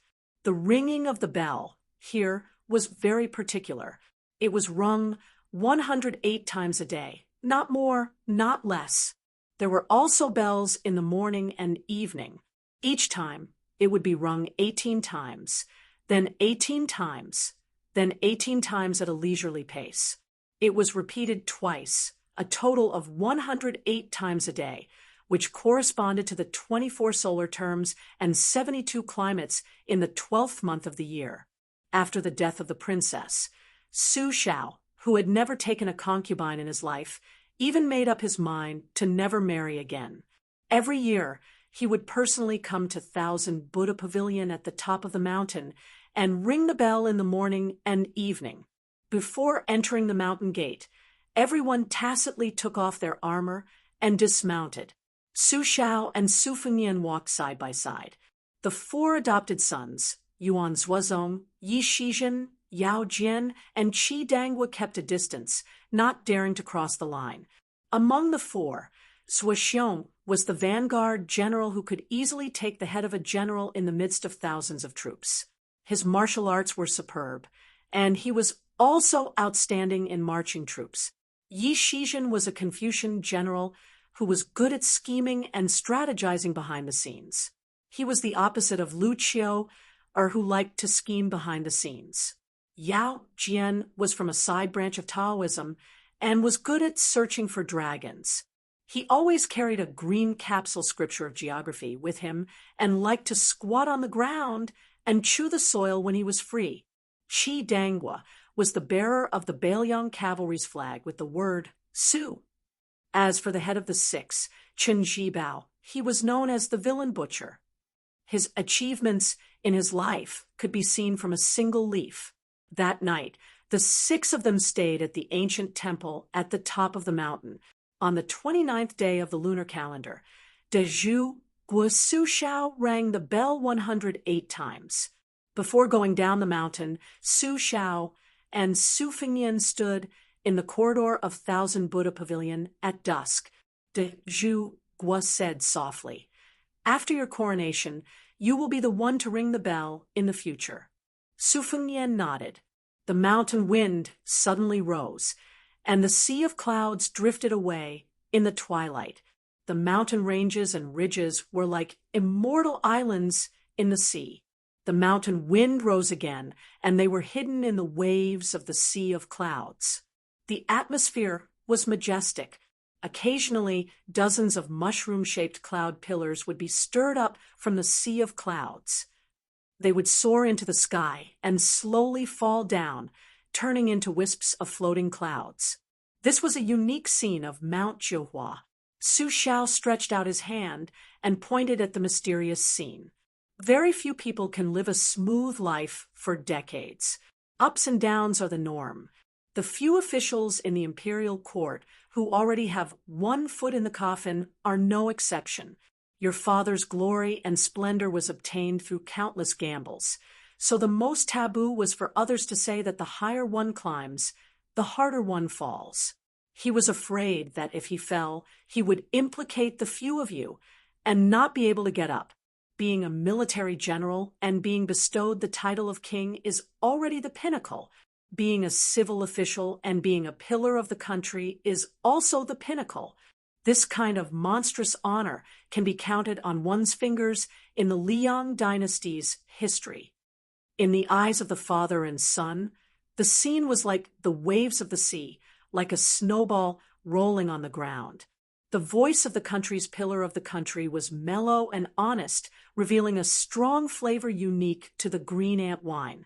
There are only you and me here, and at most your mother in heaven. There are no outsiders, so I'll be frank. Li Yishan was right. It's easy to succeed, but difficult to retreat. I'm already riding a tiger and can't get off. 3 years ago, the imperial court wanted to summon you to the capital. His Majesty even wanted to betroth the most favored 12th princess to you. At that time, you would enter the capital and become the prince consort, but in reality, you would be a hostage. However, I declined and asked you to travel for 3 years and walk 6,000 miles to shut the mouth of the imperial court. But this was still a temporary solution. I'm waiting. If His Majesty still refuses to give up, humph. Su Xiao killed people at the age of 10 with a knife. After 40 years of military service, he hasn't read many moral articles. At that time, don't blame Su Xiao for being disloyal and unrighteous. There are 300,000 Bailiang cavalry under the banner of Su Wang, who would dare to fight them head-on.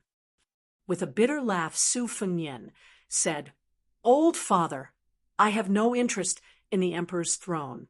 You're already so old. Don't work so hard to conquer the world so that your son can be the emperor. How foolish. If I become the emperor, it won't necessarily be more comfortable than being the heir apparent." Su Xiao angrily said, "Then you're willing to be the dog-fart prince consort, like that woman surnamed you, and become a caged sparrow?" Su Fengnian rolled his eyes and said, "Even if you rebel, you can't be the old emperor. Liang Di has never had the feng shui of a dragon. When has there ever been a person who unified the world?" Su Xiao sighed and said, "Li Yishan also said the same thing. If you were just a good-for-nothing like Li Hanlin, then father wouldn't care. There's no harm in being the prince consort, living under someone else's roof, at least under the eaves of the imperial palace. Before your second sister went to Shangyin Academy, she told me something that hit the nail on the head. A family clan looks luxuriant and graceful on the surface, but it's useless. Most of the time, it's hollow on the inside. It's especially worrying that there won't be any successors. The more wealthy and powerful a family is, the worse it will be if each generation of descendants becomes worse than the last. That's why father isn't afraid of you squandering money. But, Fengnian, you've given father a huge problem. Tell father, do you have any plans to hold the Bailiang command seal in the future? When the time comes, your second sister will be the military advisor, and Huang Manor will charge and break through enemy lines for you, together with father's 6 adopted sons. Even if father dies, the 300,000 cavalry won't fall into chaos or disperse." Su Fengnian asked in return, "What do you think?" Su Xiao shamelessly said, "Father is already so old, and it wasn't easy for him to accumulate such a large family fortune. You unfilial son, no matter what, shouldn't you leave father with something to remember?" Su Fengnian said boldly, "Well, that's not a problem at all. Isn't it just squandering money? That's my specialty." At that moment, de Jug was hunched back, seemed to quietly straighten. Chapter 21. Usually, once he got bored of the women outside, Su Fengnian would go to the tide-listening pavilion to ask for advice from his master, Li Yishan, or go to the second floor to search for 1 or 2 secret manuals of the secret sect, and then go back to his room to learn. But after White Fox's face settled in, Su Fengnian did not disturb this guy's closed-door training. The prince's mansion was decorated with lanterns and colored banners, and it was very festive. There were no less than 600 big red lanterns. Therefore, Su Fengnian had been fighting for justice for those assassins.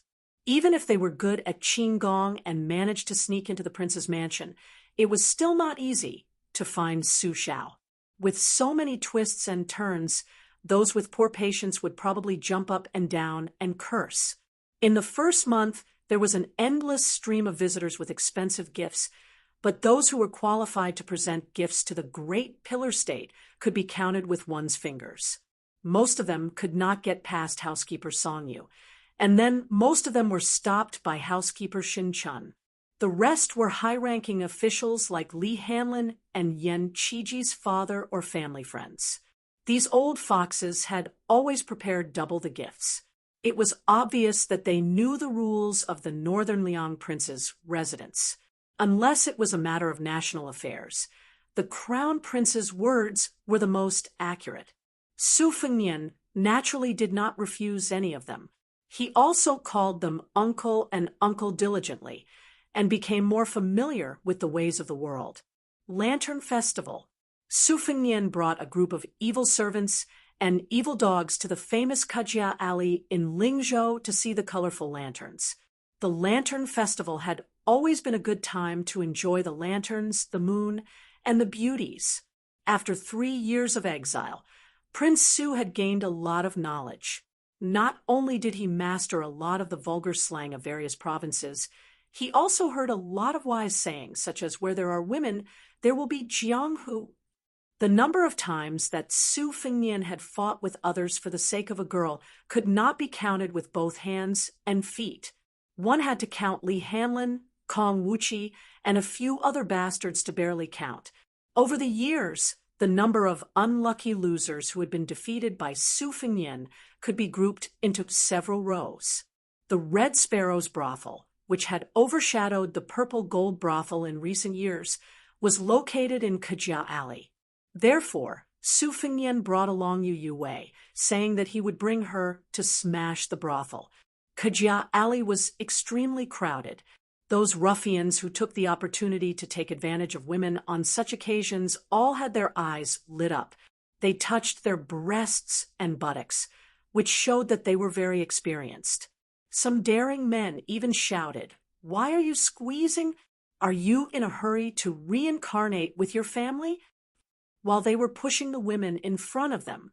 If they were lucky enough to meet a coquettish woman in heat, they might even cooperate with them.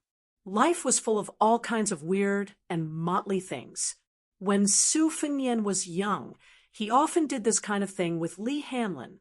However, at that time, when his sisters turned around and saw that he was an elegant and handsome youth, most of them did not care. No matter where Su Fengnian went, they automatically made a path for him. No one was brave enough to take advantage of Yu Yokue. Su Fengnian was not interested in guessing riddles, but a couple in front of him had piqued his interest. The young man was dressed luxuriously. He was wearing a bright red and gold tunic with azure and silver embroidered sleeves. There was a suet jade belt around his waist, but he did not carry a sword. The woman had a graceful figure, and her back was graceful. She did not speak much, and it was the man who did the talking. "Sister Fan, you women are all made of water, and the rest of the men are made of mud. Therefore, when I see women, I feel refreshed, but when I see men, I feel turbid and pungent. Sister Fan, when will you agree to let me eat the rouge on your mouth?" When Su Fengnian heard this, he was annoyed. "Damn it, coffin ghost." He sped up without saying anything and kicked the young masters, but he was a weak man, so he fell forward in an instant. Su Fengnian followed and stomped on him. The young master did not have time to shout before Su Fengnian kicked him in the mouth. His extremely beautiful face was immediately covered in blood and dust. Su Fengnian did not stop moving his feet.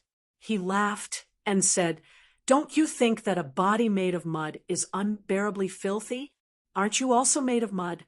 Why don't you go hang yourself? You still want to eat a woman's rouge? Do you want to eat *T? The evil slaves, who wished for the world to be in chaos, cheered loudly. They praised His Royal Highness as if he was even more vigorous and lively than the world's #1 expert. Sister Fan, who was mentioned by the handsome young master, was at a loss. Her limpid eyes widened, and she held her chest, looking delicate and pitiful. Su Fengnian was tired of stomping, so the next step was naturally to release the dogs and evil slaves. He ordered, "Throw this guy into the cesspool." The 2 evil slaves, who were used to doing dirty things, walked over with a sinister smile. They each lifted a leg and dragged the elegant and refined young master away from Kajia Alley. Sister Fan's tears were sparkling, and she said in a trembling voice, "Brother Lin was last year's 3rd place in the imperial examination." 3rd place? Su Fengnian turned to face the sickly young lady. The difference in treatment was like heaven and earth. He smiled gently and said, "Sister Fan, it's good to be the top scholar. Otherwise, you're not worthy of this young master's famous Jianghu deadly 18 kicks." The young lady seemed to be frightened. She held her chest and gasped for breath. Her face was pale. Su Fengnian originally wanted to ask where the young lady was from, but seeing the situation, he did not want to scare the young lady. He only advised her, "Sister Fan, when Lin Tanhua climbs out of the cesspool, tell him to stop eating rouge. Be careful that he doesn't become the rabbit master of Fengzhou's Li Hanlin." Then he took Yu Wei, who did not know whether to laugh or cry, and the proud, evil slaves, and left. When the Red Sparrow brothel heard that His Royal Highness was coming, they trembled with fear like mice seeing a cat. Su Fengnian did not enter the brothel. He only had one of the evil slaves take out a seal from the government and run over to stick it on the red lacquer door. The brothel keeper of the Red Sparrow brothel, who was known as Lingzhou's #1 brothel keeper, walked over to Su Fengnian as if her parents had died. She wiped away her tears and carefully asked, "His Royal Highness, what is the reason for this? If the Red Sparrow brothel has not treated you well, Your Highness can just kick me a few times." "Your Highness, please wait a moment.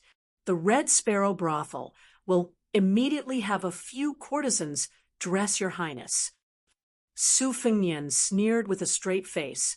"I've heard that 3 years ago, when I was just a few dozen miles away from Lingzhou, the Red Sparrow's brothel celebrated without restraint until dawn. I've heard that the entire Nanhuai River is fragrant. Can you drink 100 jars of fine wine? Could you earn 100,000 taels of silver?" The brothel keeper explained with a sad face, "Your Highness, please understand. The Red Sparrow brothel is only a small business. How could we dare to refuse a guest?" Su Fengnian was amused and said sincerely, "You have your difficulties. I understand, but what should be done is done. Don't worry. The Red Sparrow brothel is not the only brothel that is in trouble. Those who drank wine and sought pleasure here 3 years ago will be dealt with one by one. If the Red Sparrow brothel wants to open its doors, first chase that Lu Kei, who mocked Yu Wei, out of Lingzhou. After a year and a half, when my anger has subsided, you will be able to do business." The brothel keeper, who had learned from Gangnam-do to raise skinny horses to make money, still wanted to plead, but His Royal Highness impatiently turned around and left. He only turned his head and smiled at the awake Yu Huakui. "Did you vent your anger?" Yu Huakui had learned from her ancestor, Li Yuan. She left the brothel when she was, at her, most attractive. Her oval-shaped face was slightly plumper as she hugged Wu Meinyang, who had gained 5 to 6 caddies in just one winter, and did not say anything. On the way to the Lion Bridge, by the Nanhuai River to admire the lanterns, His Royal Highness, who was ignorant and incompetent, quietly asked, "Yue, just now I wanted to describe the actions of those bastards in the Red Sparrow brothel as a celebration. Is it appropriate?"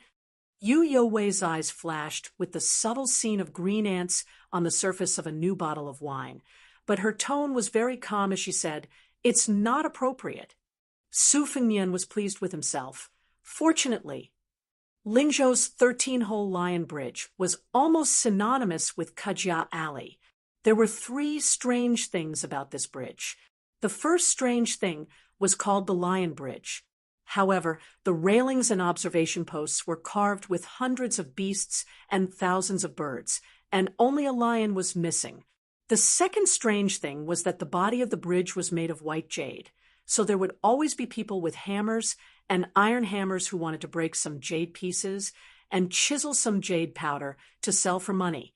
As a result, the Lion Bridge had strong bridge watchers with a semi-official status standing at the head and end of the bridge all year round. The third strange thing was that there was a strange rumor that an immortal had ascended on a dragon from the bridge. Su Fengnian saw that Yu Yue was a bit tired from carrying Wu Meinyang, so he took her and held her in his arms. The fat and exceptionally lovable white cat was not willing to act coquettishly in front of its master's master. Even its cold expression was exactly the same as Yu Yue's. Su Fengnian, who was holding a stick of sugar-coated haws, didn't mind. He took a bite and suddenly asked, "What do you think that young master who loves to eat rouge can't swim? If he's covered in feces and urine, how is he going to go home after getting out of the manure pit?" Yu Yue didn't want to answer this question, especially since she was still holding a sweet dish of carved phoenix with syrup in her hand. Su Fengnian's thoughts went astray. It didn't matter whether that young master could swim or not, because he was standing in a latrine pit and wouldn't crawl out even if he was beaten to death. He didn't want his fairy-like Sister Fan to see a Lin Tanhua covered in feces. Sister Fan stood not far away and frowned, persuading him with soft words. It wasn't until the Lantern Festival ended that she finally convinced Lin Tanhua to crawl out of the latrine pit. As for how he would go back, it would be another period of bitterness that he was destined to never be able to remember. This unexpected calamity caused Master Lin, who was supposed to visit his family's elder the next day, to postpone his visit by nearly half a day. When he finally mustered up the courage to go out and meet them, he found out that the elder, who had a very shallow relationship but held the court's first-class official weapon, had already left the city to patrol the border. Thus, he simply took Sister Fan to Mount Wudong to relax. Chapter 22. Hibernation. Spring thunder-sprouted. All living things awakened, and hibernating insects broke out of the ground. The scenery of Bailiang Palace, wrapped in silver, was incomparably beautiful. The prince's mansion in the warm spring was also charming and gentle, with thousands of pink trees, peaches, and white pears overflowing with spring. At noon, Su Fengnian came to the lakeside alone. He rowed a boat to the center of the lake, took off his outer garment, took a deep breath, and jumped into the dark green lake. This lake was flowing water, far clearer than ordinary lakes. Su Fengnian held his breath as he dove into the lake, but he was still some distance away from the bottom. He resurfaced and dove again. After repeating this 3 or 4 times, he was completely confident that he could reach the bottom of the lake. Only then did he continue to dive. The lake was rather deep. Logically speaking, a slightly deeper lake should be completely dark and unable to see anything. However, the mystery lay in the fact that this lake regularly removed silt. At the center of the lake, there was a huge luminous pearl that shone as bright as day. Su Fengnian held his breath as he hovered at the bottom of the lake. The scene in front of him was enough to be written into any fairy tale that would leave the common people speechless. A water kuei about 3 meters tall sat cross-legged in the silt. Its white hair was like seaweed, slowly swaying in the wind. The water kuei, with its eyes closed in meditation, had a robust physique. Through the light emitted by the luminous pearl the size of a goose egg, one could vaguely see that the water kuei's left hand and legs were bound by 3 iron chains as thick as arms. At the end of the chains were 3 iron balls weighing several thousand jin. Was there any prison in the world that was more unimaginable and cruel than this? The water kuei opened its eyes without any emotion. It looked at the only living person it had seen in more than 10 years.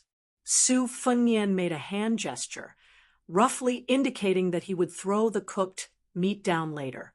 The huge monster opened its mouth and sucked a koi into its mouth. It directly tore at the koi, causing its blood to seep out of its mouth.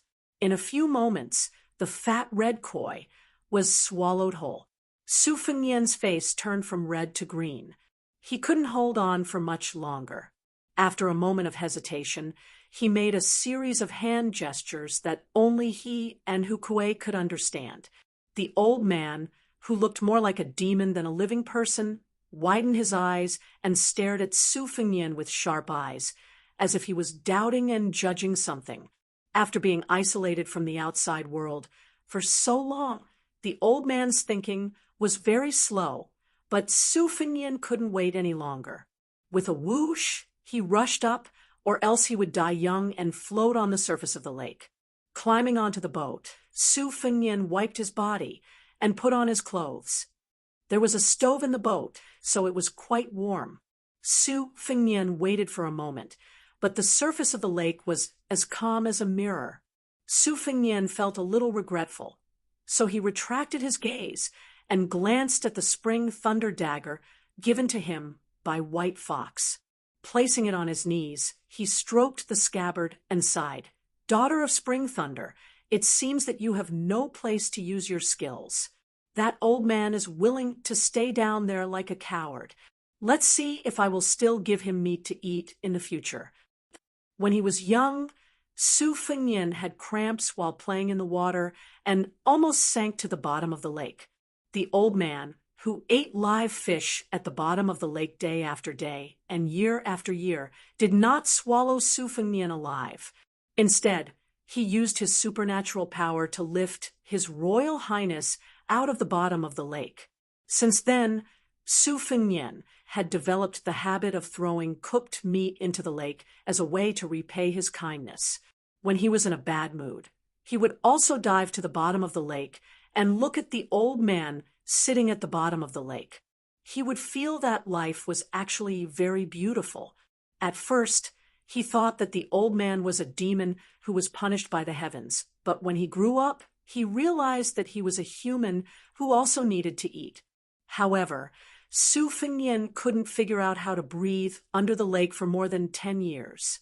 Wouldn't he suffocate to death? Then what realm did his inner strength reach? For this reason, Su Fengnian specially went to the Tide Listening Pavilion and flipped through the ancient martial arts books about holding one's breath. He only found the 2 words, embryonic breathing, in a Taoist secret scripture that corresponded relatively well. However, Su Fengnian was no stranger to Mount Wudong. He had never heard of any expert on the mountain who could achieve such a wonderful black tortoise fixation. His Royal Highness, who did not have a good impression of Taoist priests, believed that the Taoist scriptures, pulse stops, qi stops, embryonic growth begins, and if you want to live forever, your spirit and qi must converge, were just words used by the immortals to deceive the world. His master, Li Yishan, had clearly said that there were no ghosts or gods in the world. The limit for a Taoist priest was to abstain from eating for 3 years. There was absolutely no possibility of ascending to immortality. His Royal Highness, who had left in high spirits but returned in disappointment, carried the spring thunder ashore. He took out his saber and chopped off 4 or 5 willow branches full of yellow buds. He wrapped them around his head and swung the spring thunder back and forth in a leisurely stroll. Outside the prince's mansion, a handsome man with a face as delicate as a peach petal threw himself at the nameplate. The gatekeeper of the prince's mansion had long trained his discerning eyes. He immediately weighed the weight of the nameplate in his hand. He lowered his head and took a closer look. It was the young master of the Lin family from the Qiao kingdom of Hedong. This family was not considered a first-rate aristocratic family in the dynasty, but it had some connections with the prince's mansion. The Lin family's eldest son originally had the opportunity to marry the eldest princess, so the gatekeeper did not dare to neglect him. He withdrew his initial coldness and smiled slightly. He asked the young master to wait for a moment and immediately went to report. The young master of the Lin family had become a scenery along the way. Her delicate body could not be considered extremely beautiful, but the aura she exuded was a rare charm in the valiant cold land. It was unknown whether it was because she was weak or because she was walking too fast, but her smooth forehead was covered in sweat. The young master of the Lin family felt sorry for her, but he really did not have the courage to mention it to the housekeeper of the mansion. The Lin family from the Qiao kingdom of Hedong was not at the top of the county. Compared to the colossus of the Baelyang Palace, they were not even worth mentioning. As the saying goes, the Prime Minister's gatekeeper is a third-rank official, even though he had taken third place in the imperial examination last year and had seen all the flowers in the capital with the top scholar and second place on horseback when he came to the Baelyang Palace. He did not dare to be arrogant. Chapter 23. The second-ranked steward led them to the Phoenix Rights Pavilion and walked along the lakeside path. As a result, the third-ranked steward saw someone he definitely did not want to see. That person slowly walked over. He was wearing a fox fur coat and looked extremely wealthy. However, he wore a willow headband and was playing with a simple dagger. To be able to stroll around in the strict hierarchy of Baelyang Palace, it was His Royal Highness who spent all his time reading forbidden books. When Su Fengnian saw Lin Tanhua, who had been thrown into the cesspool, he gave the steward a look to keep quiet. He quickened his pace and said with a smile, "Third ranker, have you come to eat rouge? Did you not eat enough during the Lantern Festival?" Lin Tanhua, who did not know Su Fengnian's background, asked timidly, "You are?" Su Fengnian deliberately put on an arrogant and disgusting look and said with a pretentious face, "I am His Royal Highness's study partner." Lin Tanhua, who originally thought that he had met a local tyrant of an aristocratic family during the Lantern Festival, was relieved. His expression was awkward, although the bastard in front of him was not a descendant of a rich family. He was close to His Highness. Even if Lin Tanhua did not know much about worldly affairs, he still knew the pros and cons. Before he could react, the study partner, who was using his connections to bully others, had already taken a few steps forward and looked straight at Fan Mimi. He completely ignored Lin Tanhua and said softly, "Mimi Fan, it's fate. Let me take you on a tour of the prince's mansion." At the Tide Listening Pavilion, you can see tens of thousands of koi fish jumping over the Dragon's Gate. After saying these polite words, Su Fengnian reached out to hold Fan Mimi's small hand. Lin Tanhua, who was full of heroism, quickly stood between the two and glared at them. Su Fengnian smiled and threatened her softly, "You who eats rouge, don't fail to appreciate my kindness. Since I'm His Royal Highness's study partner, it wouldn't be difficult for me to feed you 6 or 7 boxes of rouge. Or, if I put in a little more effort, it's possible that you'll be rejected. Think about it. The man who came in third was pale. It was rare for him to act like a man. He refused to move, which made Su Fengnian have a whole new level of respect for him. The elegant Miss Fan sighed softly. She squeezed out a smile and comforted, "Brother Lin, it's fine. I've long wanted to see the scenery of the Tide Listening Pavilion." Su Fengnian walked forward with the beauty in tow. He quietly hooked his finger and called the second-class steward to his side, instructing, "Tell Su Xiao not to show himself. Let's wait for 3 or 4 days." The steward, whose back was facing the young master and young mistress, said flatteringly in a low voice, I know. It definitely won't affect His Royal Highness's important matters." Su Fengnian said softly, "I'll reward you later." The steward smiled like a flower. "Thank you for your reward, Your Highness." Su Fengnian patted him on the shoulder and led Fan Mimi, who was like a lamb in a tiger's den, to the embankment across the lake. He even took the initiative to put the willow ring on her head and threw a look of protest at the grief-stricken Lin Tanhua. On the embankment, which was named Colorful Z, there were many orioles and swallows brushing past Su Fengnian. They were just as quick-witted as the steward. With just one look from Su Fengnian, they knew that His Royal Highness was starting to tease the freshly minted girls again. Baelyang Palace not only had many servants, but there were also quite a number of officials and officials who had received favors from the Great Pillar State.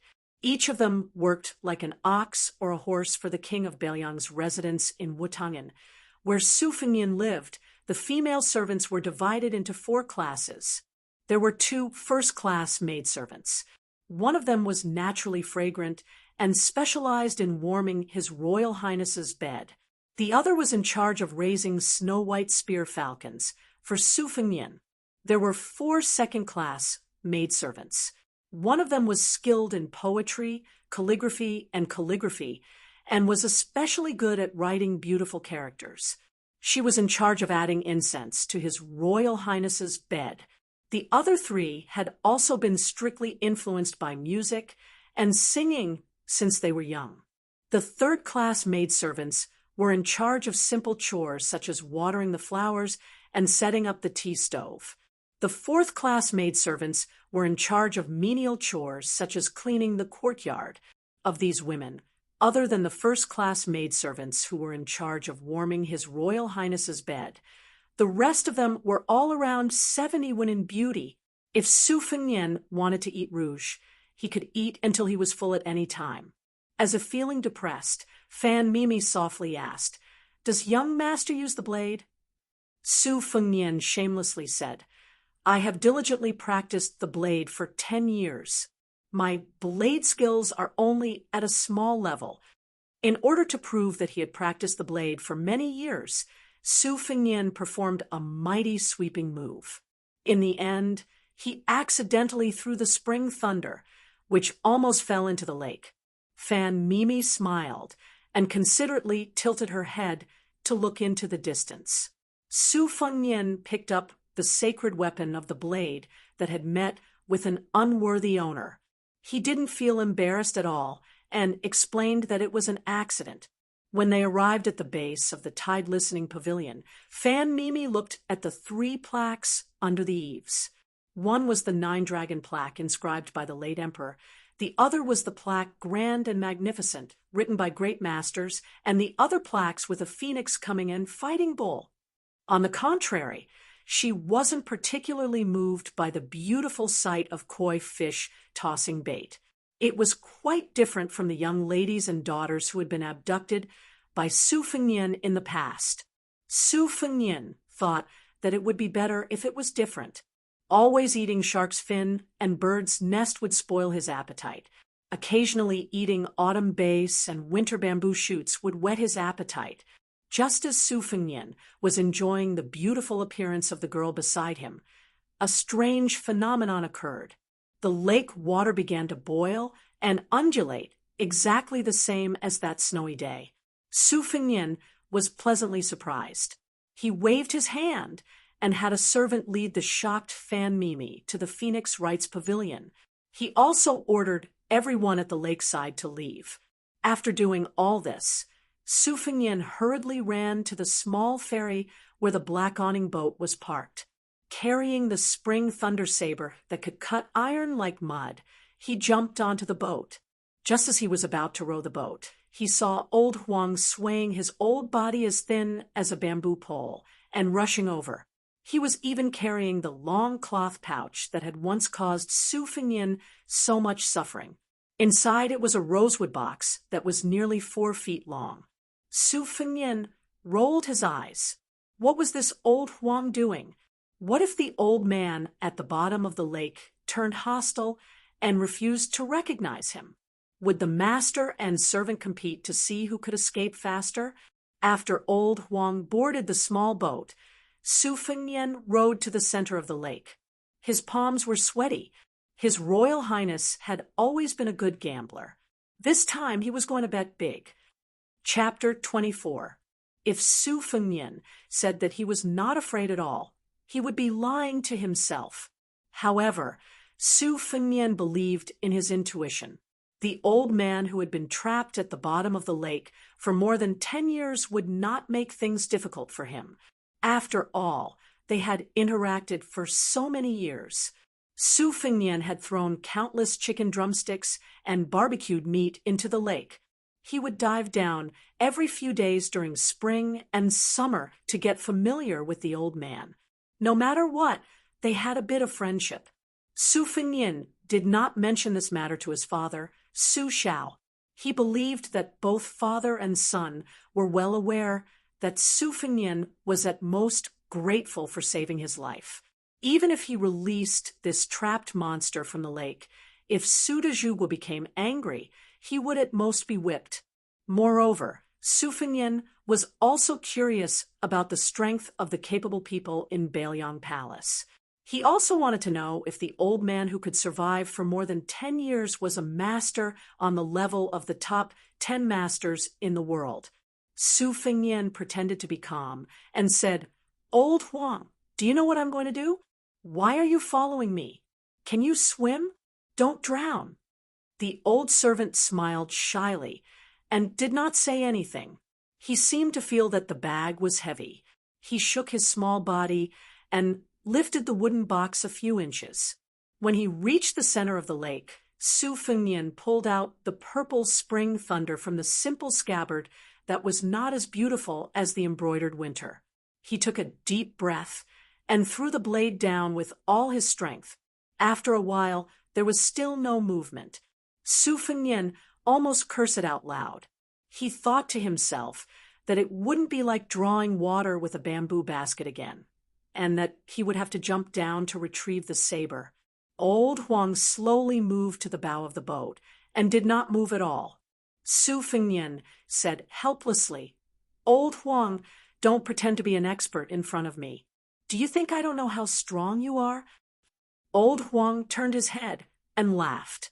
Su Fengnian glared at him and said, "What are you laughing at? You think you're so great because you don't have front teeth." In an instant, the rise and fall of the lake was more intense and terrifying than any of the previous waves. It was as if the world was about to be turned upside down. Hiding in the boat, Su Fengnian's first thought was to call for Old Huang to retreat. Then, of course, he would let his father's men clean up the mess. He was His Royal Highness who could even make spring thunder attack with total annihilation, so he couldn't be so stupid as to compete with Old Man. But very quickly Su Fengnian sensed the strangeness of the small boat with the black awning. The waves on the lake were frightening, but the old coachman, who had been traveling for 3 years and would run away whenever he encountered danger, lightly stamped his foot, and the swaying boat instantly became as solid as a boulder, motionless. Old Huang did not forget to turn his head and grin. He stretched out his hand and gestured that he was about the same height as Su Fengnian. The general meaning was that he was a master of this height. Su Fengnian did not know whether to laugh or cry. "Old Huang, you still have the mood to be carefree right now. Don't wait until you're beaten up by Old Man. You don't have front teeth to begin with." A gray figure leapt down from the winding corridor on the 3rd floor of the tide-listening pavilion. He landed on one foot, and with a bounce, his figure gracefully swept into the lake. Su Fengnian subconsciously raised his hand, only to find that there was no cucumber in his hand to chew on. He felt a bit regretful. A good show was about to begin. The tide-listening pavilion was what the people of Jianghu referred to as the armory. There were 5 servants guarding the pavilion. Su Fengnian had been familiar with them since he was young, so much so that he would find a corner to pee in when he needed to. He called them uncle and grandpa politely. The person guarding the 3rd floor of the tide-listening pavilion was a Taoist master. He was the founder of the way of Judami, one of the 3 great orthodoxies. According to his master, Li Yishan, he was proficient in Chimen Duanjia. He was a genuine second-stage mystic enlightening cultivator. He was only willing to enter the pavilion as a servant for the sole copy of the deed of thorough comprehension in the tide-listening pavilion. When Su Fengnian was young, he was tired of climbing stairs and often had the old man carry him. The old Taoist of Judami wore a gray, wide-sleeved Taoist robe. After jumping into the lake, he gracefully dashed forward like a dragonfly skimming the surface of the water. He rolled up his sleeves and sent 2 water pillars straight to the center of the lake. Su Fengnian was relieved to see that the boat was not capsized. He clicked his tongue in wonder and said, "Grandpa Wei's skills are so formidable. If I had known, I would have brought him along on my travels. Those bandits would have been beaten to a pulp."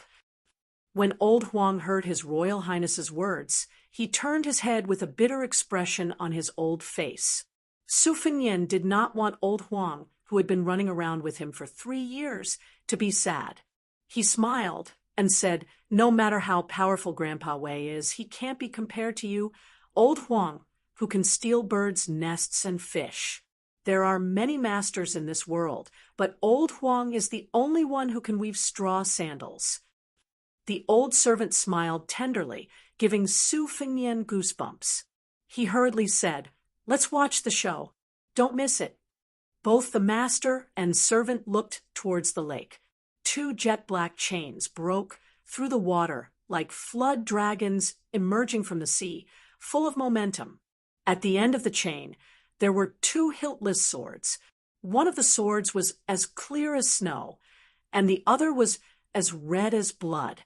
In the words of His Highness, the Crown Prince, the swords were very attractive. At first glance, one could tell that they were masters of martial arts. Su Fengnian did not have a large stack of banknotes on hand. Otherwise, he would have shouted, "You deserve it!" The 2 blades broke through the 2 water dragons that old Taoist me had sent out, shattering them on the spot. The 10 feet tall Xiong Kuei's body rushed out of the lake.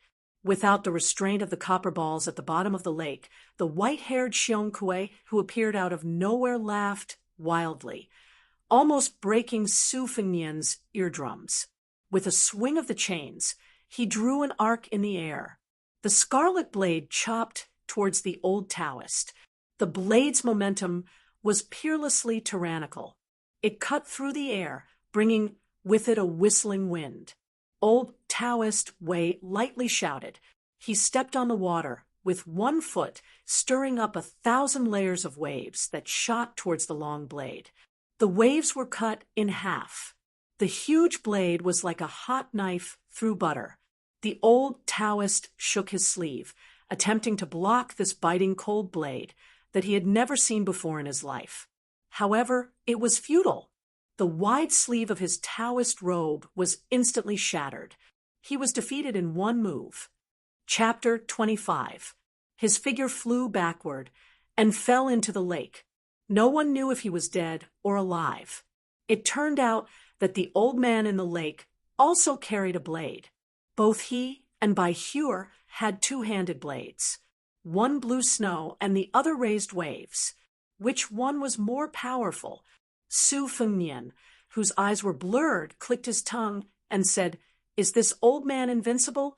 If I had known that masters were so powerful, I would have listened to Su Zhao's advice and practiced martial arts." Old Huang turned his head and shook his head with a silly smile. "Not invincible, not invincible." Su Fengnian looked at him attentively. He saw that the chains on the old man's hands were rooted in his bones and connected together. It was not an ordinary binding. This was too terrifying. Who would be so obsessed with martial arts and conceited to the point of becoming one with the blade? What if the blade was controlled by someone? Wouldn't it be extremely painful? Old Kuei leaped into a pavilion with 2 locks and 2 sabers. He waved his sabers lightly, and the pavilion, which had cost him quite a lot of silver, collapsed with a loud rumble, almost turning into fine powder. Old Kuei looked up to the sky and laughed loudly, his white hair fluttering in the wind, making him look like a llama. The remaining 4 guards of the tide-listening pavilion moved together. They formed a triangle and stood far away with a solemn expression. On the top of Mount Qingliang, de Zhuguo, Su Xiao sat on a wooden bench and looked at the lake on the mountainside. He held a red clay teapot made by a famous craftsman, but it was filled with green ant wine. Beside him stood his adopted son, Yuan Zuozong. Zuoxiong squinted his phoenix eyes. Su Xiao chuckled. "How many moves can you block?" Yuan Zuozong, who was riding a white horse and wielding a silver spear and killing people on the battlefield, said softly, "Father, Zuoxiong wants to try." De Zhuge shook his head. "Forget it. Someone will take care of this monster downstairs. He can't hurt Fengnian." In the corridor on the second floor of the tide-listening pavilion, a man in a white robe stood in front of the railing with a winter blade at his waist. He looked at it for a moment, then put his finger on the hilt of the knife and pushed it out an inch, then retracted it back into its sheath. He rubbed it back and forth, then turned around and went back upstairs. Not only that, even Li Yishan, the most important advisor of the prince's mansion, walked out of the dark room. He clasped his hands behind his back and quietly observed the once-in-a-decade spectacle. As if the sunlight was too dazzling, he raised his hand to cover his eyes and muttered to himself, "Jian, Ju Huang, Chu Kuang Nu, do we have to tear down countless pavilions again?" The old man did not pay any attention to the guards. In this world, there were very few people who could make him take them seriously. He only roared, "Ninth brother Huang, come out and die." Su Fengnian was shocked. "Old Ninth Huang? Old Huang, are they calling you? Don't tell me you have a grudge with this old man." Old Huang reached out and tore off the tattered cloth, revealing the long rosewood box that made Su Fengnian's heart palpitate. He turned his head and smiled. He still looked like he had no front teeth. Every time Su Fengnian saw this scene, he always wondered if the old servant would let the wine leak into his mouth when he drank the yellow wine. The old man obviously saw the old coachman standing at the bow with the box on his back. His white hair danced in the wind, and his face was ferocious. When Su Fengnian was so nervous that he did not even dare to breathe, old Huang reached out his withered hand and stroked the wooden box. He did not forget to turn his head and smile foolishly. He raised his head and made a gesture of pouring wine into his mouth, saying, "Young master, that." Su Fengnian laughed angrily. "Look at you. Don't you have the demeanor of a master? If you really win by stepping on dog shit, I'll treat you to 100 jars of Dragon Cliff sunken vat yellow wine." The coachman, who was called Old Ninth Huang by Old Kuei and Jian Zhihuang by Li Yishan, smiled faintly. In that instant, Su Fengnian's eyes seemed to be dazzled. Old Huang was no longer simple and foolish. Instead, it was replaced by an indescribable feeling. He only felt that this old servant, who was as immovable as a mountain, was actually more arrogant than old Kuei, who carried a saber. Among the 3 large plaques in the tide-listening pavilion, one of them was Qi Rush Fighting Bull. It referred to the supreme sword aura that existed only in ancient records and was in fact purely illusory. Su Fengnian thought that if this old Huang really knew how to wield the sword, he would be worthy of a big white, 2 big whites, and even 1,000 big whites. What a scoundrel! Old Huang didn't move, but the wooden box hummed like a dragon's cry. It wasn't ear-piercing, but it shook one's soul. Su Fengnian was dumbfounded. Could it be that this old Huang who had been stealing chickens and touching dogs with him for 3 years was really an expert? Sword 1. Old Huang, who had been silently reciting these 2 words, stepped lightly on the bow of the boat. Su Fengnian's small boat with a black awning moved back toward the shore. It was abnormally stable. The small boat gently glided backward, creating ripples in the water. Su Fengnian gazed at old Huang's skinny figure in the distance as he walked on the waves. The side of the red sandalwood box opened, and a long sword rushed out of it. De Zhuge, who had stood up on the mountain peak, and Li Yishan, who was in the tide-listening pavilion, said at the same time, "Sword 1, Dragon Snake." The old man with the blade laughed impudently. Good, good, good. Old Ninth Huang, I've been waiting for you for so many years. Today, Grandpa will break your 9 swords and let you have 1 less sword to carry. Su Fengnian, a layman, was so annoyed that he wanted to kill someone. He knew that this was a peak confrontation between the top experts of Jianghu, but in his eyes, it was just a blade against a sword. He couldn't see anything special about it. It was even less exciting than the duel between the old man with double blades and Grandpa Wei. The only thing he could see was that another sword had flown out of the red sandalwood box. Su Fengnian didn't know that even the best moves couldn't escape the 4 words, back to basics. De Zhuge forgot to drink. He held his wine cup and sighed softly. Sword 2? Li Yishan, who was in the Tide Listening Pavilion, slowly spat out 2 words, twin lotus flowers on one stalk. The 2 on the mountain and halfway up the mountain clearly had a tacit understanding. 1 sword became 2 swords, 2 swords became 3 swords. Sword 3. 3 Jean. 3 swords filled the sky with sword light, enveloping the world. Old man with double blades, and Old Huang with 3 swords. They were practically half gods and half immortals. Su Fengnian sat down on the boat and laughed foolishly. You deserve a reward. These are all F*King top-notch skills.